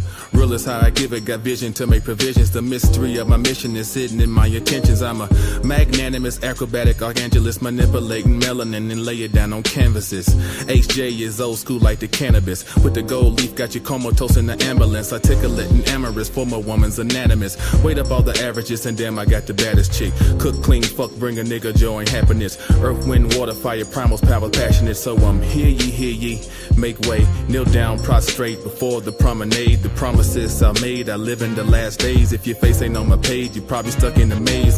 Feeling like a million that made man, appealing to the people who are willing to listen to top billing. Feeling like a million that made man, appealing to the people who are willing to listen to top billing. Feeling like a million that made man, appealing to the people who are willing to listen to top billing.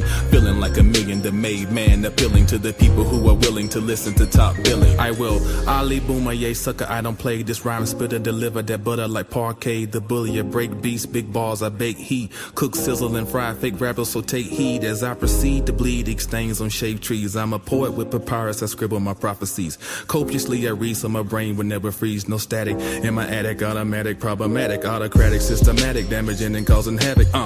I digress and unbutton my vest, so my soul is exposed, put my critics to rest. Stand firm on my convictions as I stick on my chest. Went to the valley of the shadow of death and passed the test. The phoenix risen again from the ashes and the mess. The trials and the stress, HJ is the best.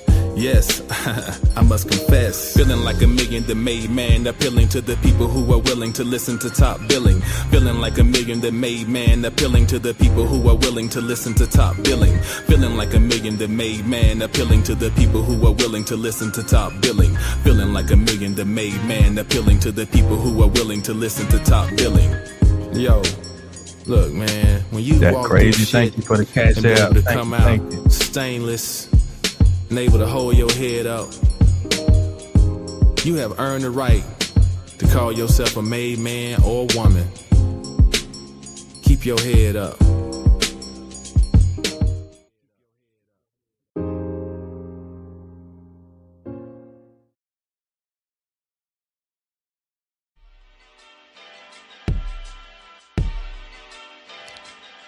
I'm standing firm on my square.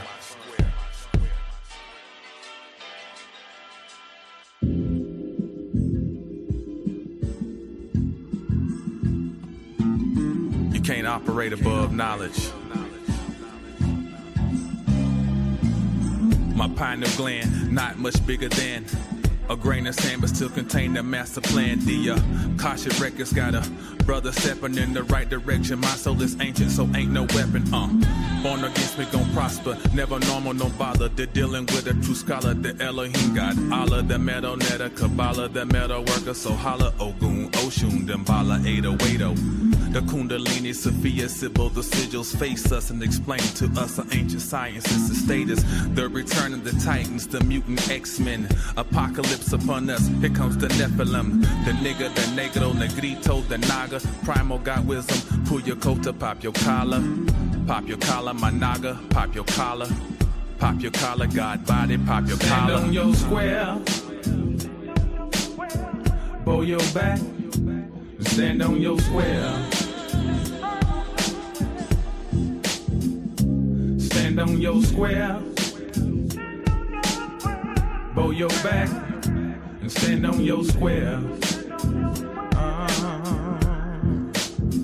Yo, so if flexing my muscles and banging on suckers is how we gotta get your intention down now. Bring the ruckus, but when the smoke is cleared and all the fog is pierced, I need you gods and goddesses to lend your nearest ear. Cause if your eye be single, your gnosis overstands. You got your fingerprints and DNA in every land, every philosophy, every religion. It's just a fragment of the knowledge you were given from the supreme force. No need to change course. You own the path of freedom, choices on a winged horse. or a winged disc. Black that venomous serpent in such serene bliss. My eyes have seen this, the promised land like Moses and Martin. Clenched fists, I'm starting to see the Red Sea parting. I ready to take my place on the throne. I'm home. Stand on your square. Bow your back. Stand on your square. Stand on your square. Bow your back. Standing firm on my square.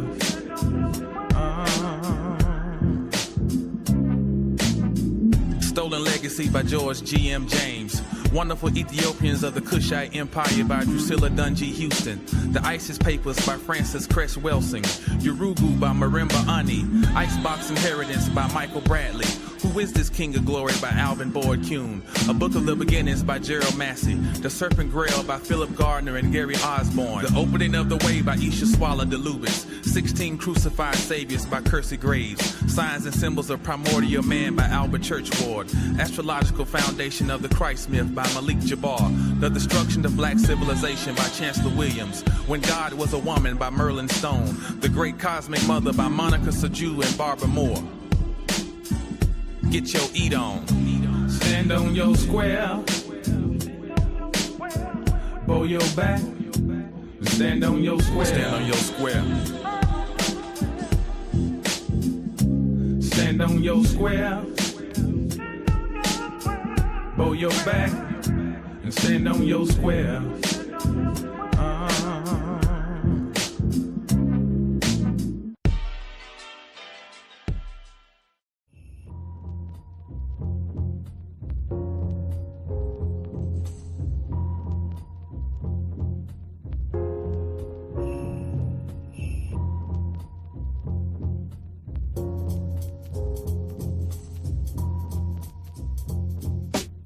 It's probably the fact that he never knew his dad that made this young man grow up so mad with clouded eyes instead at the hand he was dealt. Pep taught him he couldn't depend on nobody but himself. And with that mindset, he laced his Converse and hit the hard top hustle until his feet hurt. Nickel sacks and paper bags with wine bottles burst to numb the pain of feeling trapped inside an evil curse. He watched his mother suffer at the hands of suckers and vowed that when he became of age, he would turn the page. 16 and full of rage like a beast from cage, he pulled that 32 and held it to her boyfriend's face and said, if again you place your hands on my mother, I put 6 in your chest and soon the dirt will cover your ass and grass will replace the space you inhabited. Disrespect, I ain't having it. Like listening, I got a story to tell. If you feel like listening, I got a story to tell.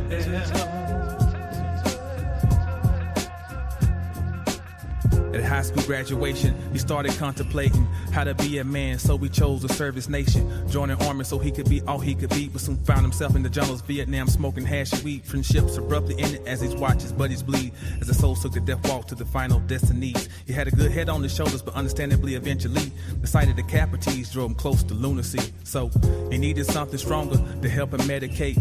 So heroin they put in his veins just to sedate. Who am I to judge? I never carried his weight.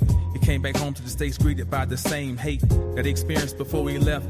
Ain't there something? The LSD rushing and his adrenaline pumping. But Peggy prayed for him. She always knew he'd do better. June soon would prove her right. Here's the sign like letter. Listening, I got a story to tell. If you feel like listening, I got a story to tell.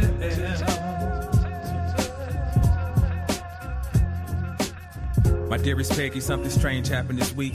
I met a man who said he knew a man and said that we should meet. They said his name was Allah, and all I had to do was be meek and humble myself, and he could provide the answers that I seek. We went to this temple, but they call it a mosque, where men and women pray and worship the one true God. Well, since I've been going, I'm sure you'd be glad to know I stopped using them drugs and my skin even seems to glow.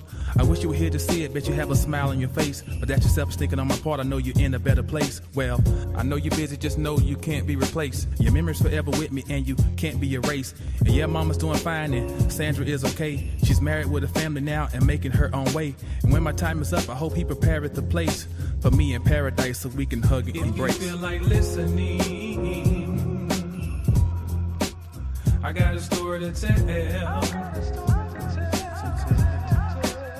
If you feel like listening, I got a story to tell.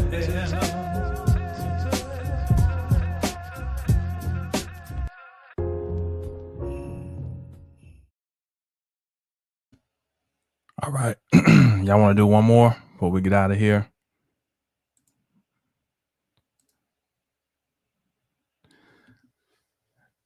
I got this song that really kind of crystallized how I got into teaching and astrology and metaphysics. Really humbling time in my life was like 14 years ago it started, really just some difficult times bust you down, you feel like you're on top of things, on top of the world, and life will come in. This is how these transits work, and they bring you down, but if you allow, they'll be putting you on a new track. And I didn't know that I would be doing this back then, but this song kind of encapsulates somewhat how I was feeling. H.J. Robinson. I've been from the mountaintop to the valley lows, but through it all, I've managed to maintain my soul. Encapsulated in every raindrop that falls on my rooftop is a goal or a dream shot. By situations, circumstances, there ain't always second chances. You say you're holding, show me what you got. And I can't cope with these shattered hopes, and yes, my back's against the ropes. I'm blowing steam from my kettle pot. Lend me your ears, inside these tears is the pain associated with a man that's trying to find his spot. When you look in the eyes of your children, realize you can't supply the items of their desires to when your pride drops. And the buck stops here. To these fears I adhere until some income is near. I guess the picture won't be clear, so I keep plugging like a mule still trudging on the rope. I'm tugging, try. It's not a relevant word, your visions get blurred. I'm lost with no shirt, I wonder why. And I don't know. No, what the future holds. But all I know, I gotta keep my soul. I gotta keep my soul. Yeah. I don't know what the future holds. No. I don't know. But I gotta keep my soul.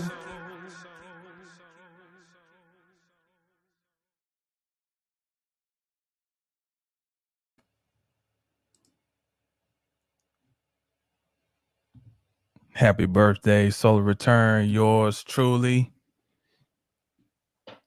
Hope it's a memorable one on the positive side.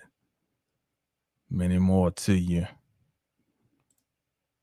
But thank y'all for joining in. Let's see. Hold on. Wait a minute. All right. This Straight Panther, this for you. This for the old school hip hop heads. We're going to do one more and then I'm going to sign out. This for the old school. This is a throwback style right here. What's up, 9 billion?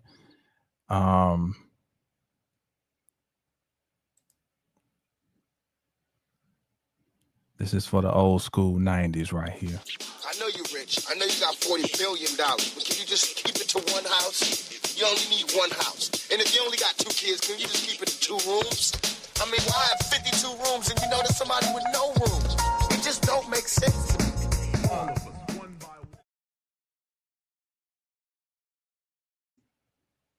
That was the wrong one. Hold on.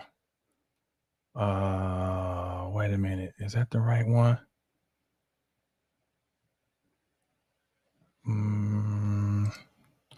Hold on. We'll see. All of us, one by one. 1, 2, 3. Every day I write a 16 to keep me fresh like dentine. I'm old school, but I still need new green. The dungeon where the dragon breathe fire and torch things, better known as the studio, the light I am holding. I guess you can call me Illuminati. Yes, me and my hottie hold the light in our bodies, projecting and star watching, checking the cosmos while sipping the Cosmo, being stupid at cost mode and I'm willing to pay, bro. So I separate from the masses and looking like with new glasses. The time is past, it just passes. The future's here and it's massive, You can't run from it, you can't numb it, simplify and humdrum it. If you got it figured out, then let me know the secret. You're just confused as I am, let's be honest, let's keep it 100, whether sober or blunted. This is HJ, live and direct, ain't no front. Ain't no front, this is real hip hop. No front. Ain't no front. No front. Ain't no frontin' to real MC. Ain't no front, ain't no front. No front. The government give you Jesus, jobs, and junk food. I'm on another tip like sexual kung fu. Tantra mantra, watch me man up. If the God's with me, bow your back and stand up. Soy periodista, y activista, politico, silencio, hija. This is God hop, archetypal bars. I tempt the pendulum, dancing with the stars. Spectacular specs, I see fault. Peep the pectoralis, pop or squeeze hard. On any rapper, any actor, I'm the factor. None divisible, the one they coming after. Don't make me David Banner, turn a Hulk and grab you. Split you down the middle, dissect and tag you. Walking etymologist, ghetto psychologist. Looking for a botanist with a herbal hypothesis. No front. Ain't no front, this is real hip hop. No front. Ain't golden age.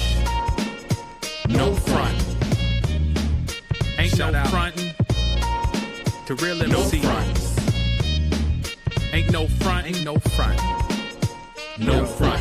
MCs be scooting when my tongue starts shooting. The king, these youngest bad face like Vladimir Putin. HJ, the truth in the booth, I bust loose. When the game is on the line, I run the rock, produce. The clutch rapper, Big Mike, Black Lacquer Dapper. Down south originating, father, fifth factor. The mighty lyricist, linguist, legitimate. Soy muy susceptible, my basic sentiment.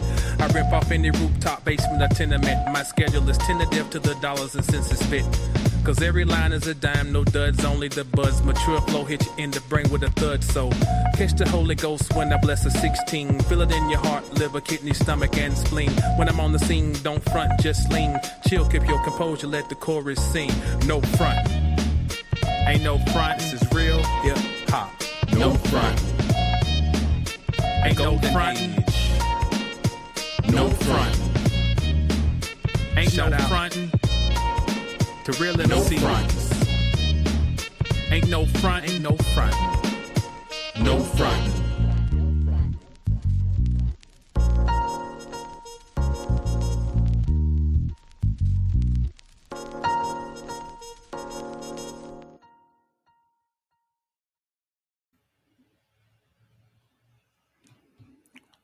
All right. I appreciate y'all riding with me and let me share my little art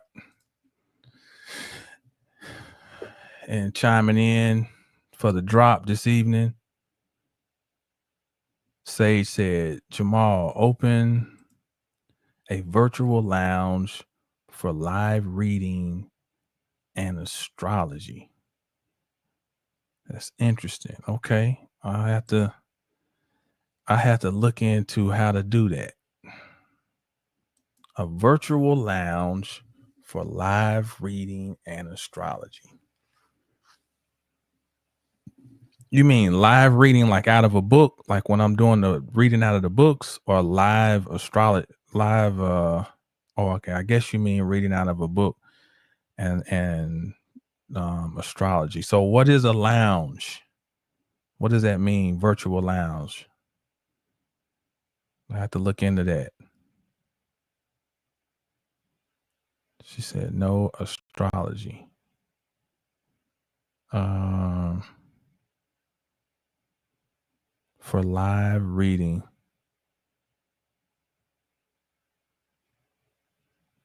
You play music and chat. Okay.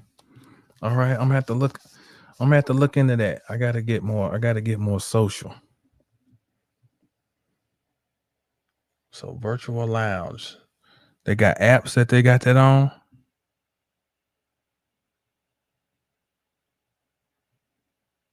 You play. Oh, you're going live like on here on YouTube. So what platforms do they have that on? I'm gonna look into that. Virtual lounge. Virtual lounge.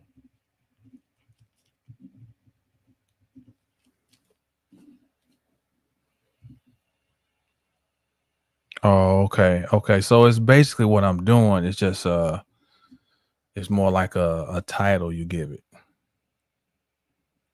Used to be so YouTube and Instagram. Oh, it used to be on title. I appreciate it, Sage. Oh, TikTok. Okay, I got you. So I'm thinking, thank you, Sage. I'm thinking that so is it now like is the thing now because I used to look at TikTok and people just be sitting there just doing what they do and I guess people just I don't know I guess it's the new thank you that crazy. I guess it's the lounge just like is people just experiencing you doing what you I don't know. I'm gonna look into it. I gotta come out the stone ages. Is it just kind of people just talking? Or is it just like what we doing right here, you know? Oh, like the DJs. Okay, I got you. All right. Maybe I'll start a playlist on here. Okay, Sage said, yes, it's a new way. It's a new way of socializing.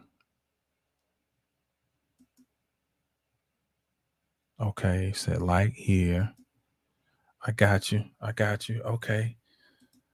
Y'all teaching me how to be an Aquarius. All right. Okay, I gotta learn to socialize. All right. I got some okay. I might start a playlist on here for that type of thing.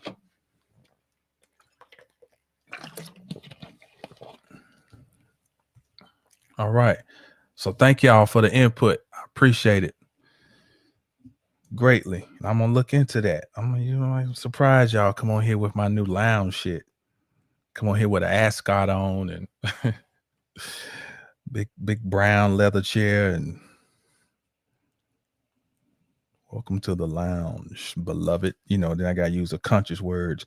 Welcome to the lounge, beloved. I'm gonna help you overstand shit like that. All right, y'all have a beautiful evening. And as always, stay down till you get up. When you get up, stay down. And definitely you want to know the stars and know yourself. And get on over there and visit 720astrology.com and ingratiate your soul. Peace to all the Capricorns and Aquarians who celebrating love and light. Peace.